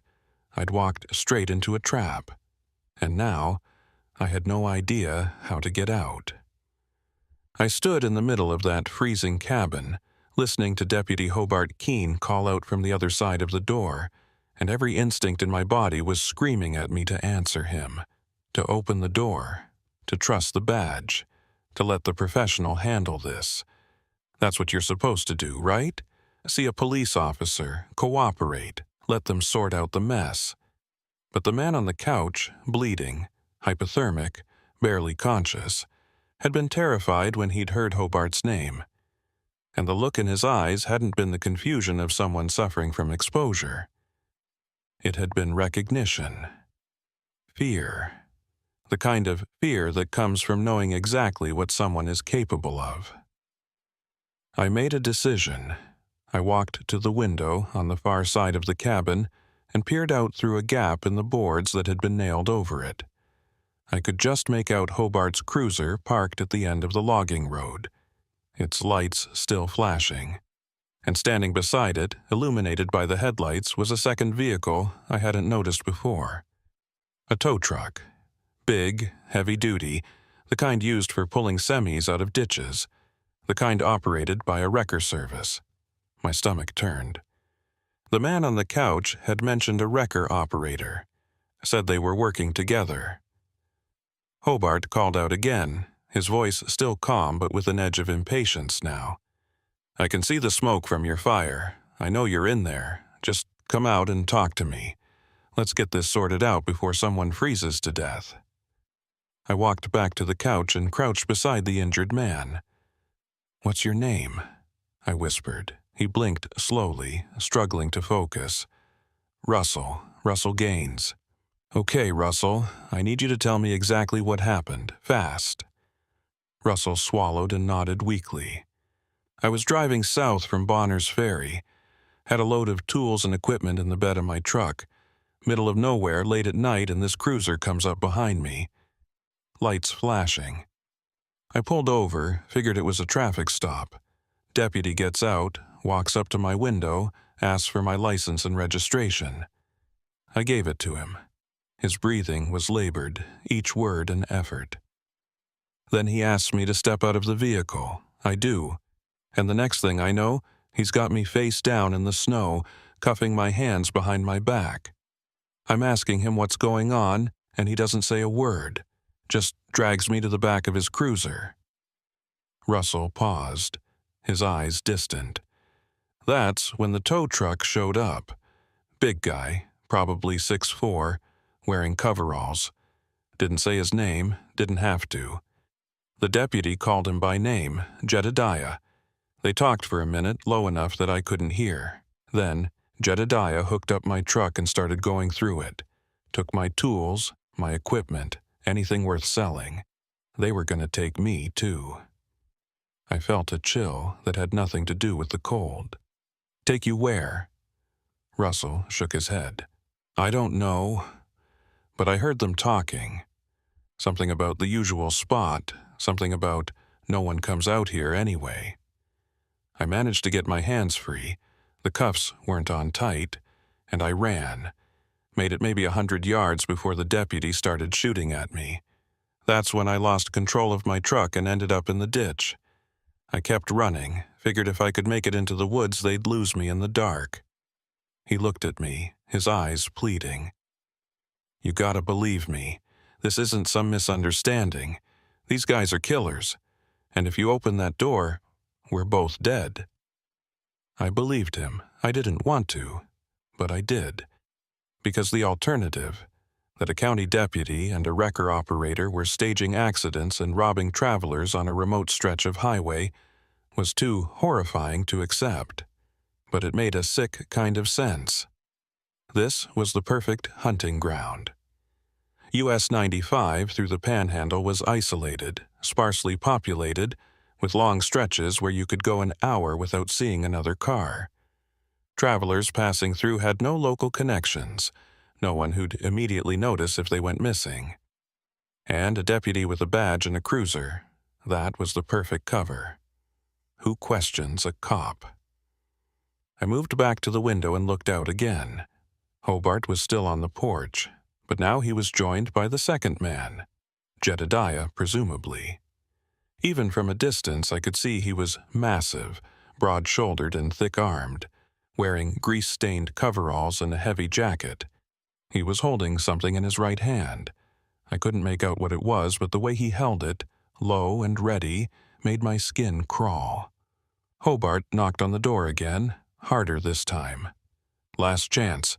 Come out now, and we can talk this through. Stay in there, and things are going to get a lot more complicated." I looked around the cabin, searching for options. There was only one door, the one Hobart was standing in front of. The windows were boarded up, probably to keep out the weather, and prying the boards off would take time and make noise. There was no back exit, no crawl space, no way out except through the front. We were trapped. I walked back to Russell. "Can you move at all?"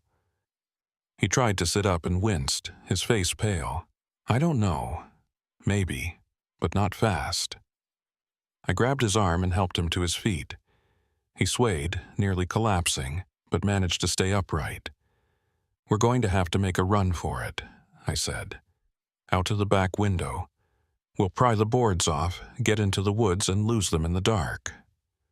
Russell nodded, but his expression was bleak. "They know these woods better than we do, and they've got guns. You have a better idea?" He didn't. I grabbed a heavy iron poker from beside the stove and went to the back window. The boards were nailed in place, but the wood was old and brittle. I wedged the poker under one of the boards and pried. It came loose with a screech of nails pulling free, and I froze, listening. Hobart and Jedediah were talking outside, their voices low. They hadn't heard. I pried off a second board, then a third, until the window was clear. Cold air rushed in and I pushed the window open. It was a tight fit, but we could squeeze through. "Go," I whispered to Russell, helping him toward the window.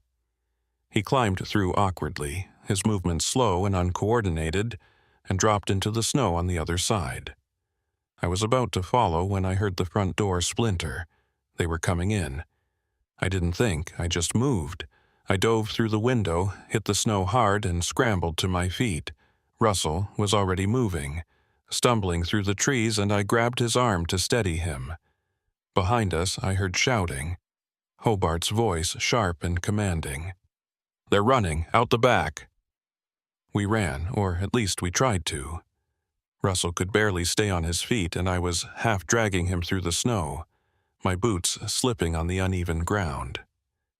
The forest was pitch black, the only light coming from the faint glow of the cabin behind us. I could hear them crashing through the brush, their flashlights cutting through the darkness. I pulled Russell behind a thick stand of trees and pressed a finger to my lips. We crouched there, breathing hard, watching as the beams of light swept back and forth. Hobart's voice echoed through the forest. "You're only making this harder on yourselves. Come out now, and I'll make it quick. Keep running, and you'll freeze to death out here. Is that what you want?" Russell was shaking violently, his teeth chattering. He wouldn't last much longer in this cold. I needed to get him somewhere warm, somewhere safe. But where? My truck was back on the highway miles away by foot, and even if we made it there, Hobart and Jedediah would catch us before we could get the engine started. I thought about the tow truck. If Jedediah had driven it here, that meant the keys might still be in the ignition. If we could make it to the truck, we could use it to get back to the highway. It was a long shot, but it was the only shot we had. "Can you make it a little farther?" I whispered to Russell. He nodded weakly. "I'll try." We moved as quietly as we could, circling wide around the cabin, staying in the shadows. The voices behind us grew fainter, and I realized Hobart and Jedediah were moving deeper into the woods, following the tracks we'd left. They thought we were still running. Good, let them chase ghosts. We reached the edge of the clearing where the vehicles were parked. The tow truck was still there, its engine idling, exhaust puffing into the cold air. Hobart's cruiser sat beside it, lights still flashing. I scanned the area, no sign of Hobart or Jedediah. They were still in the woods. This was our chance. I helped Russell across the clearing, moving as fast as his weakened state would allow. We reached the tow truck, and I pulled open the driver's side door. The keys were in the ignition, just like I'd hoped. I helped Russell into the passenger seat, then climbed in and put the truck in gear. That's when I heard the shout.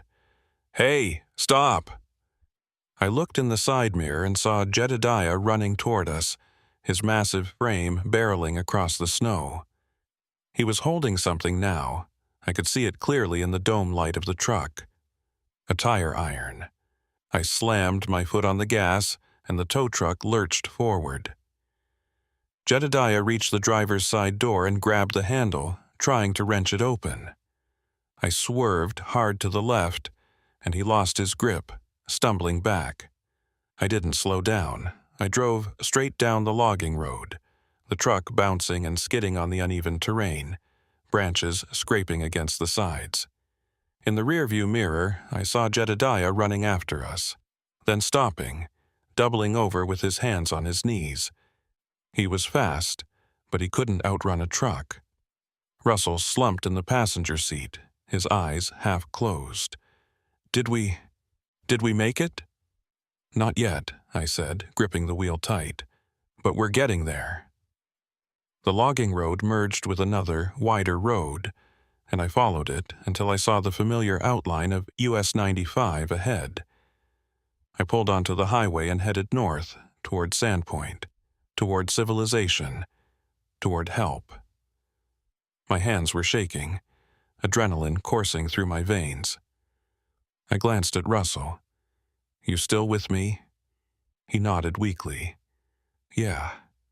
Barely. We're going to get you to a hospital, and then we're going to the state police. We're going to tell them everything." Russell didn't respond. He'd passed out, his head lolling against the window. I pushed the tow truck as fast as I dared, the speedometer climbing to 60, then 70.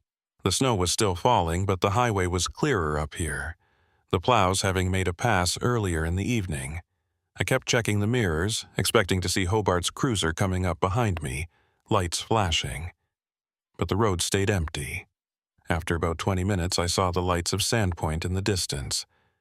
Relief washed over me, and I let out a breath I didn't realize I'd been holding. We'd made it.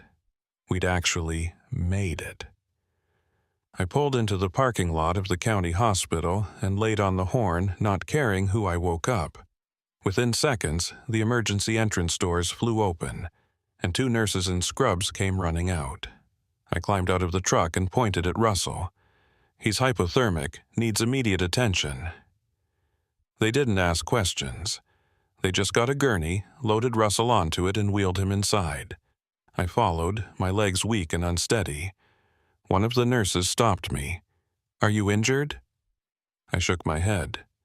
"No, but I need to use your phone. I need to call the state police." She led me to a desk and handed me a landline. I dialed the number for the Idaho State Police, and a dispatcher answered on the second ring. I told her everything. The wrecked truck, Russell's story, Hobart Keene and Jedediah Pike, the cabin, the chase. She listened without interrupting, then told me to stay where I was. Troopers were on their way. I hung up and sat down in the waiting area, my whole body trembling. It was over. We'd escaped. We'd gotten help.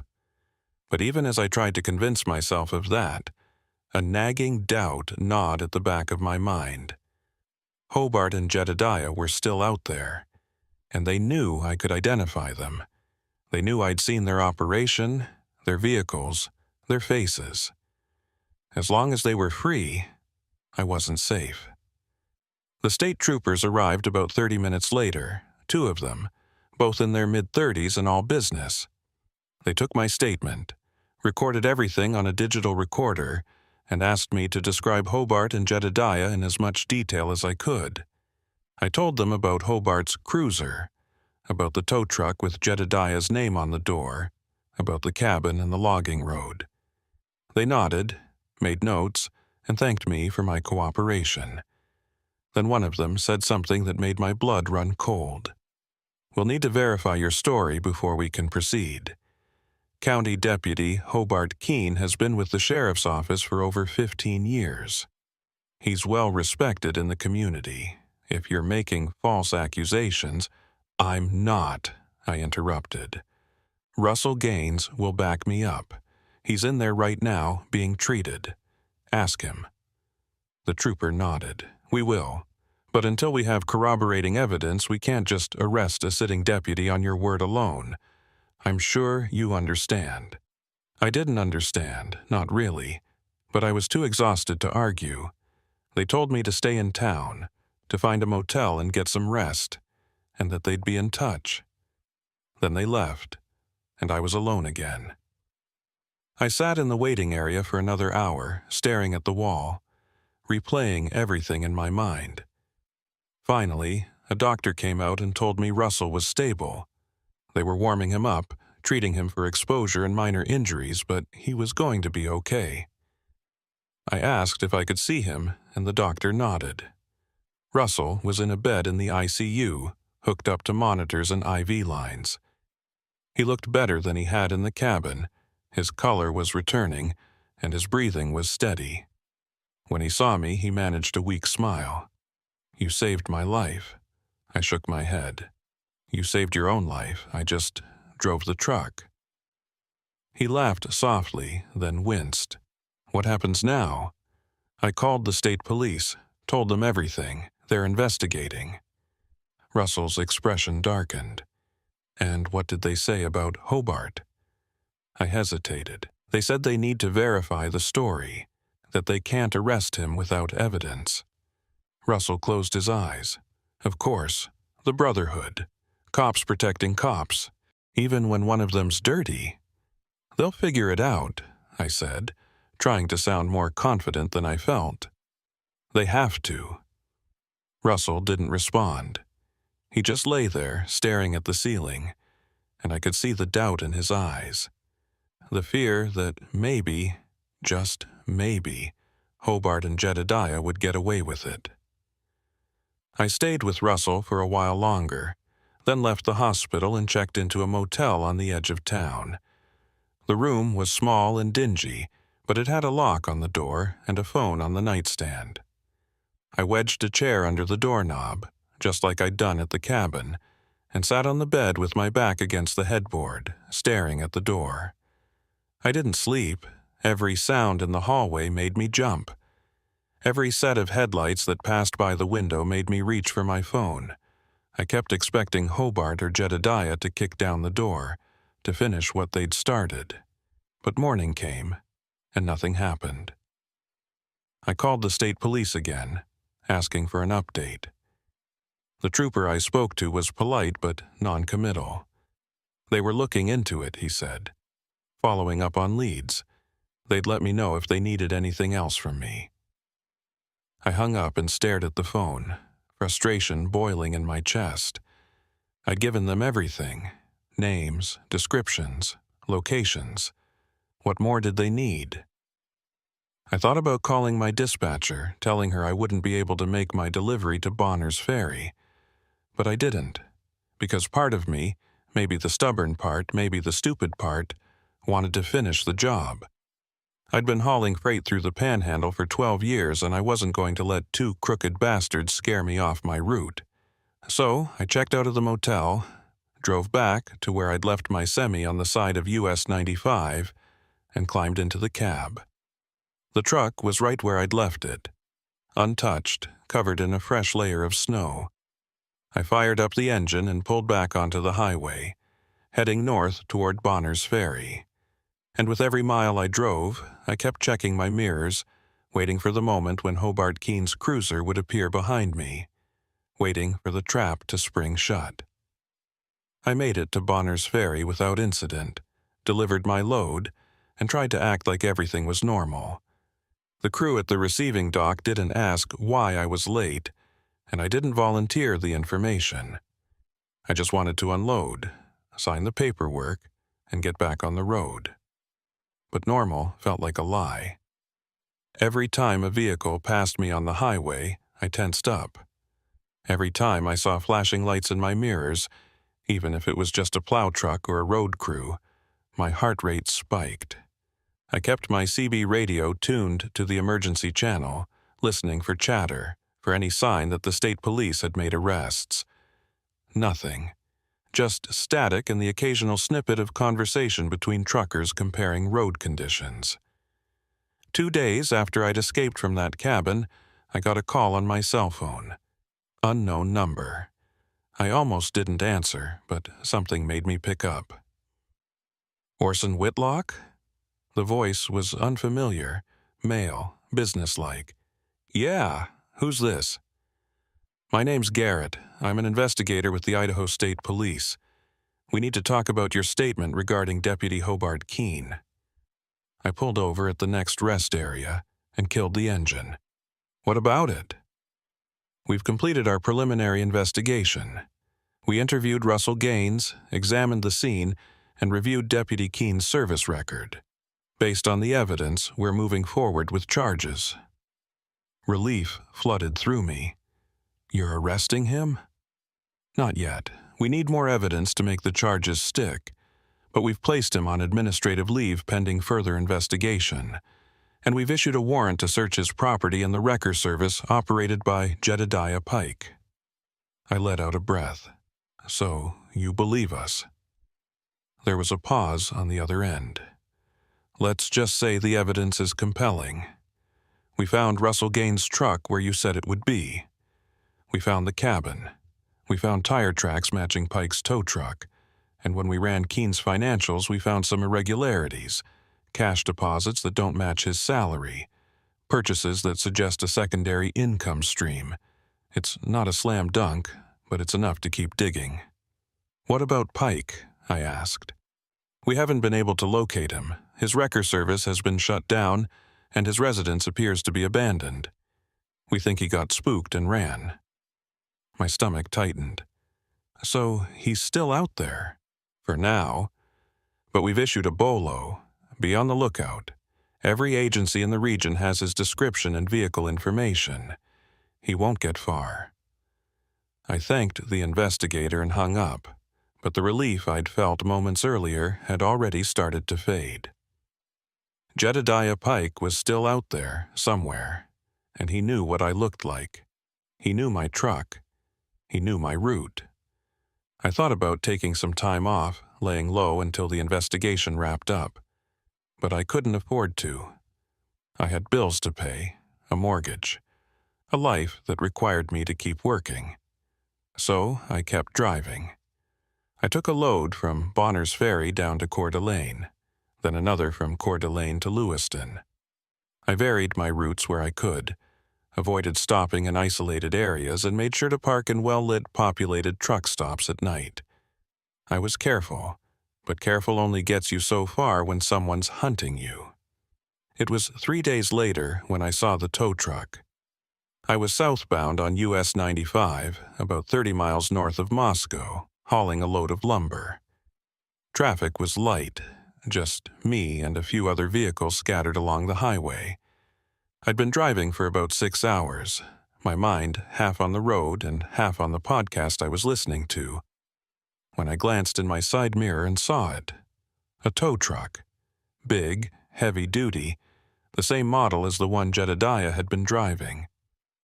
It was about a quarter-mile back, matching my speed, staying just far enough behind that I couldn't make out the driver's face. My pulse quickened.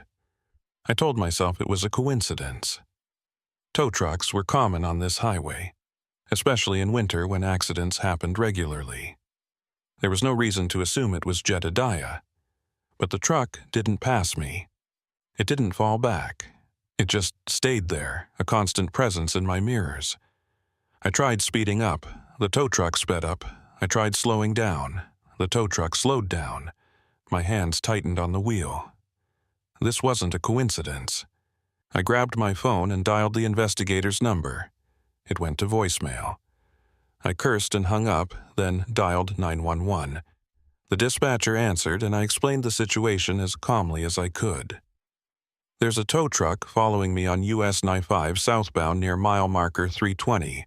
I think it's connected to an ongoing investigation involving Jedediah Pike." The dispatcher asked me to stay on the line and said she was routing a state patrol unit to my location. I kept driving, my eyes flicking between the road ahead and the tow truck behind me. Minutes ticked by. The tow truck started closing the distance, moving up until it was maybe 100 feet behind me, then 50 feet, then right on my bumper. I saw the driver now, silhouetted against the headlights. Broad shoulders, heavy build. It was him, Jedediah Pike. The tow truck surged forward and tapped my rear bumper. Not hard, just enough to jolt me forward and send a spike of adrenaline through my system. He was trying to run me off the road.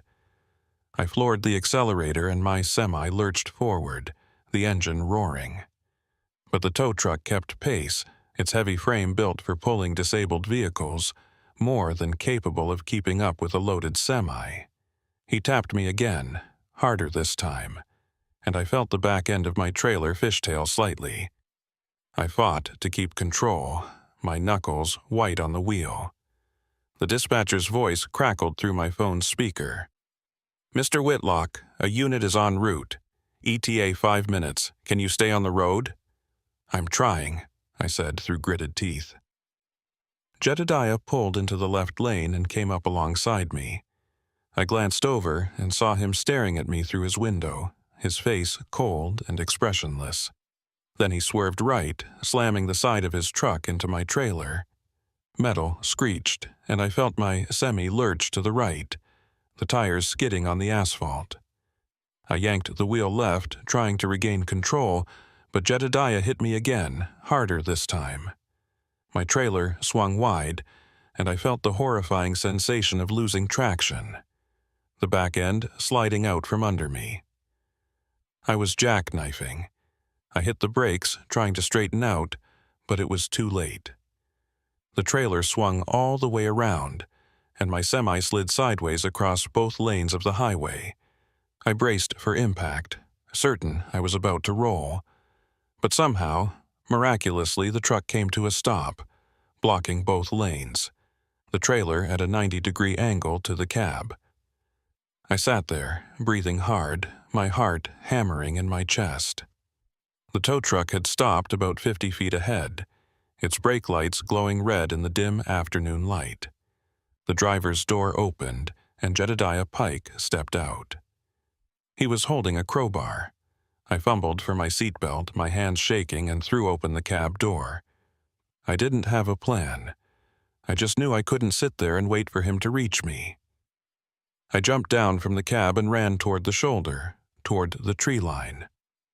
Behind me, I heard Jedediah's boots crunching on the asphalt, his footsteps heavy and deliberate.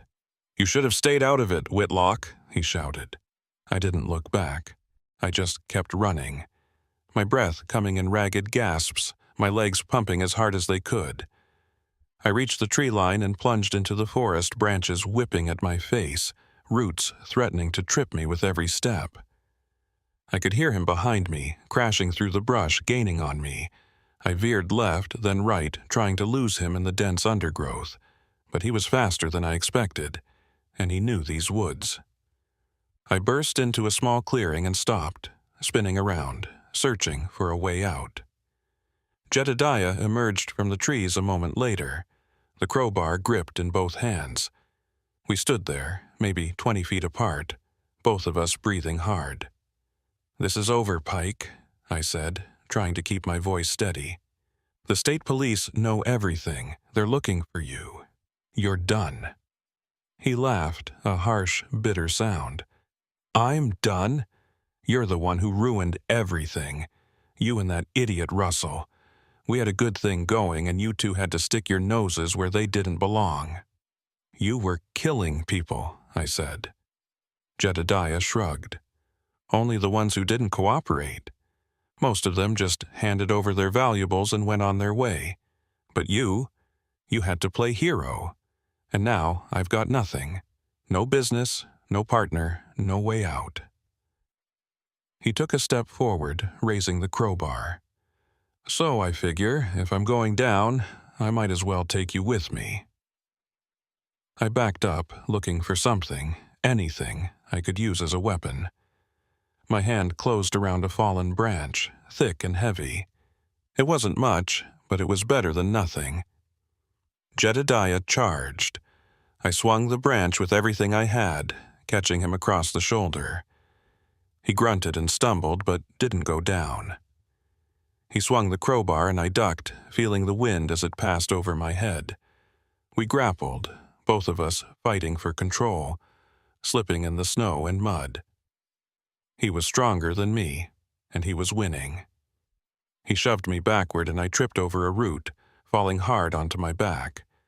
The impact knocked the wind out of me, and I lay there gasping, staring up at Jedediah as he raised the crowbar over his head. And that's when I heard the sirens. Jedediah heard them too. He froze, his head snapping toward the sound. Then he looked back at me, his expression torn between rage and resignation.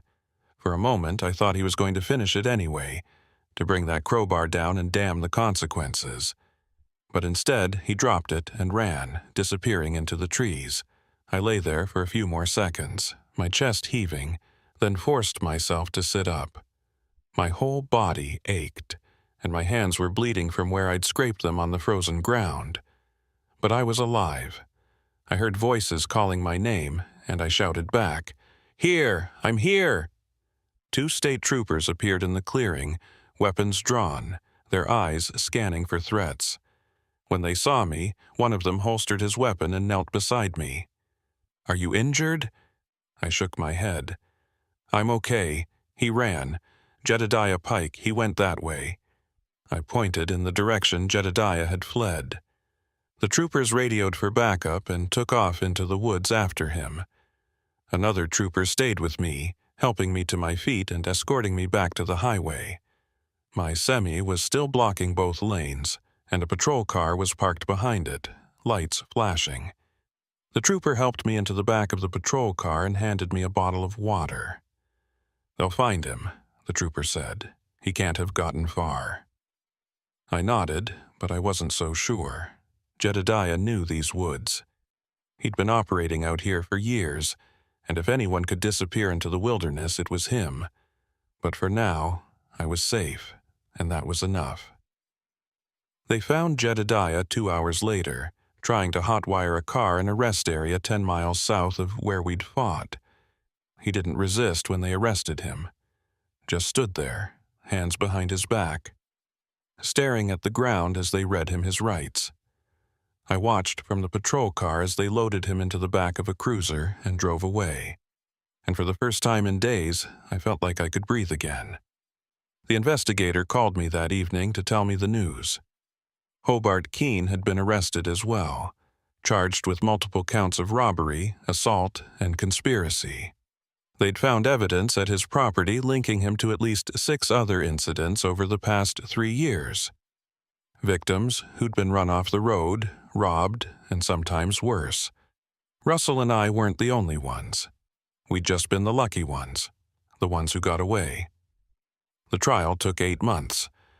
I testified twice, once for Hobart Keene's case, once for Jedediah Pike's. Both times, I sat in that courtroom and recounted every detail of that February night, from finding Russell's truck in the ditch to the fight in the clearing. Russell testified too, his voice steady despite the tremor in his hands. The prosecution presented evidence, financial records, stolen goods recovered from Hobart's property, testimony from other victims who'd been too afraid to come forward until now. The defense tried to paint us as unreliable, as truckers with grudges against law enforcement, as men who'd misunderstood a routine traffic stop. But the evidence was overwhelming.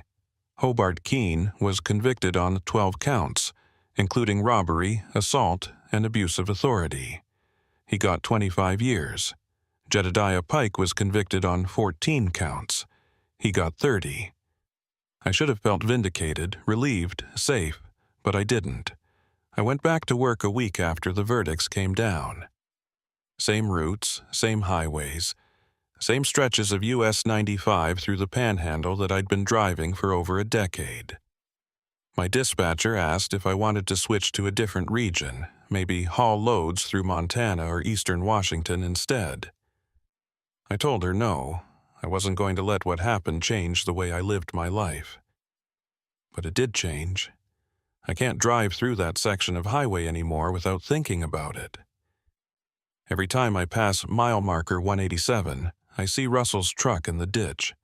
Every time I see a county cruiser, I tense up, even though I know Hobart's locked away. Every time a tow truck pulls up behind me, Even in broad daylight with traffic all around, my heart rate spikes and I reach for my phone. The fear never really goes away. It just becomes part of the landscape, like the mountains and the forests and the snow. You learn to live with it. You have to. Because if you let it paralyze you, if you let it keep you off the road, then they've won. And I'm not going to give them that. I got a letter from Russell about 3 months after the trial. He'd moved to Oregon, taken a job with a construction company, left Idaho behind for good. He said he couldn't stand driving through the Panhandle anymore, couldn't shake the feeling that something was waiting for him around every corner. He said he was doing okay, all things considered, but that he still had nightmares. He thanked me again for saving his life. I never wrote back.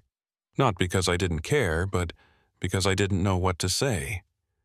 How do you tell someone that you're still looking over your shoulder, that you still check your mirrors obsessively, that every shadow feels like a threat? You don't. You just keep driving.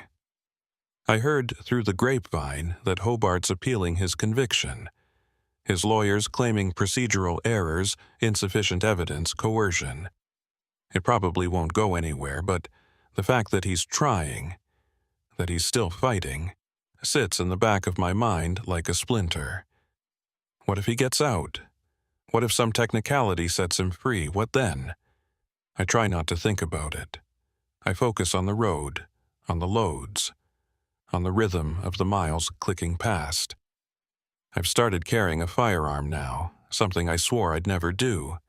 It's locked in a case under my seat, registered and legal, and I've only taken it out once, to practice at a range near Coeur d'Alene. I hope I never have to use it, but I'm not taking chances anymore. The Panhandle's still beautiful. The mountains still rise up like ancient sentinels. The forests still stretch for miles in every direction. The snow still falls silent and perfect in the winter months. But I don't see it the way I used to. I see the places where someone could hide, the turnoffs where a cruiser could be waiting, the stretches of highway where help is too far away to matter.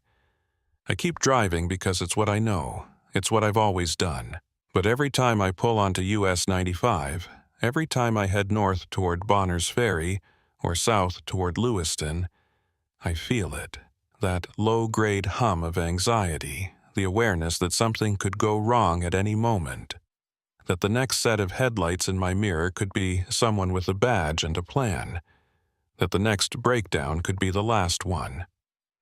I talked to the state police investigator, Garrett, a few weeks ago. He called to check in, see how I was holding up. I told him I was fine, which was only half true. He told me they'd closed the case, that Hobart and Jedediah weren't getting out any time soon, that I could rest easy. But then he said something that's stuck with me ever since. You did the right thing, Whitlock. You saved lives. But be careful out there. Because guys like Hobart and Jedediah, they're not unique. There are others. Different faces, different methods, but the same basic scam. Isolated highways, vulnerable travelers, people who won't be missed right away. It's been going on for decades, and it'll keep going on long after these two are gone. So keep your eyes open. Trust your instincts. And if something feels wrong, it probably is. I thanked him and hung up. And I've been thinking about those words every day since. How many others are out there? How many stretches of highway have their own Hobart Keene, their own Jedediah Pike? How many drivers have pulled over to help someone in distress, only to realize too late that they were the ones who needed help? I don't have answers. I just have the road, and the knowledge that every mile I drive could be the one where it all goes wrong again. So I stay vigilant. I vary my routes, I avoid stopping in isolated areas. I keep my phone charged and my gun close, and I keep driving, because that's what truckers do. We keep moving, even when we're scared. Even when the road feels like it's trying to kill us. Even when we know that somewhere out there, In the shadows of the Panhandle, someone might be waiting. I passed through that section of US 95 last week, the same stretch where I found Russell's truck, where this whole nightmare started. The snow was falling again, just like it had been that night. And for a moment I swear I saw a cruiser parked on the shoulder, lights off, just sitting there in the dark. I slowed down, my hands tightening on the wheel, my eyes locked on the rearview mirror. But when I looked back, the cruiser was gone. Maybe it was never there at all. Maybe it was just my mind playing tricks on me, the fear manifesting as something real. Or maybe it was a warning, a reminder that the road never forgets. And neither should I. I still drive the Panhandle. I still haul freight through those mountains, through those forests, through those long, lonely stretches where cell service disappears, and the only company you have is the hum of your engine and the thoughts in your head. But I'm not the same driver I was before that February night. I'm warier, harder, less willing to trust. And maybe that's what it takes to survive out here. Maybe you have to lose a little bit of yourself to the road before you can truly understand it. Before you can see it for what it really is. Not just asphalt and mile markers and rest stops, but a proving ground. A place where predators hunt and prey tries to survive. And sometimes, if you're lucky, you make it through to the other side. I've made it through. For now. But every time I climb into my cab, every time I fire up the engine and pull onto that highway, I wonder if this will be the trip where my luck runs out. Where I become another statistic, another missing trucker, another ghost haunting the Panhandle's endless miles. I hope not. But hope's a fragile thing out here. And the road doesn't care about hope. It only cares about what you're willing to do to survive. So I keep driving, and I keep watching, and I keep waiting for the moment when the headlights in my mirror become something more than just headlights. When the road I thought I knew becomes the road I should have feared all along.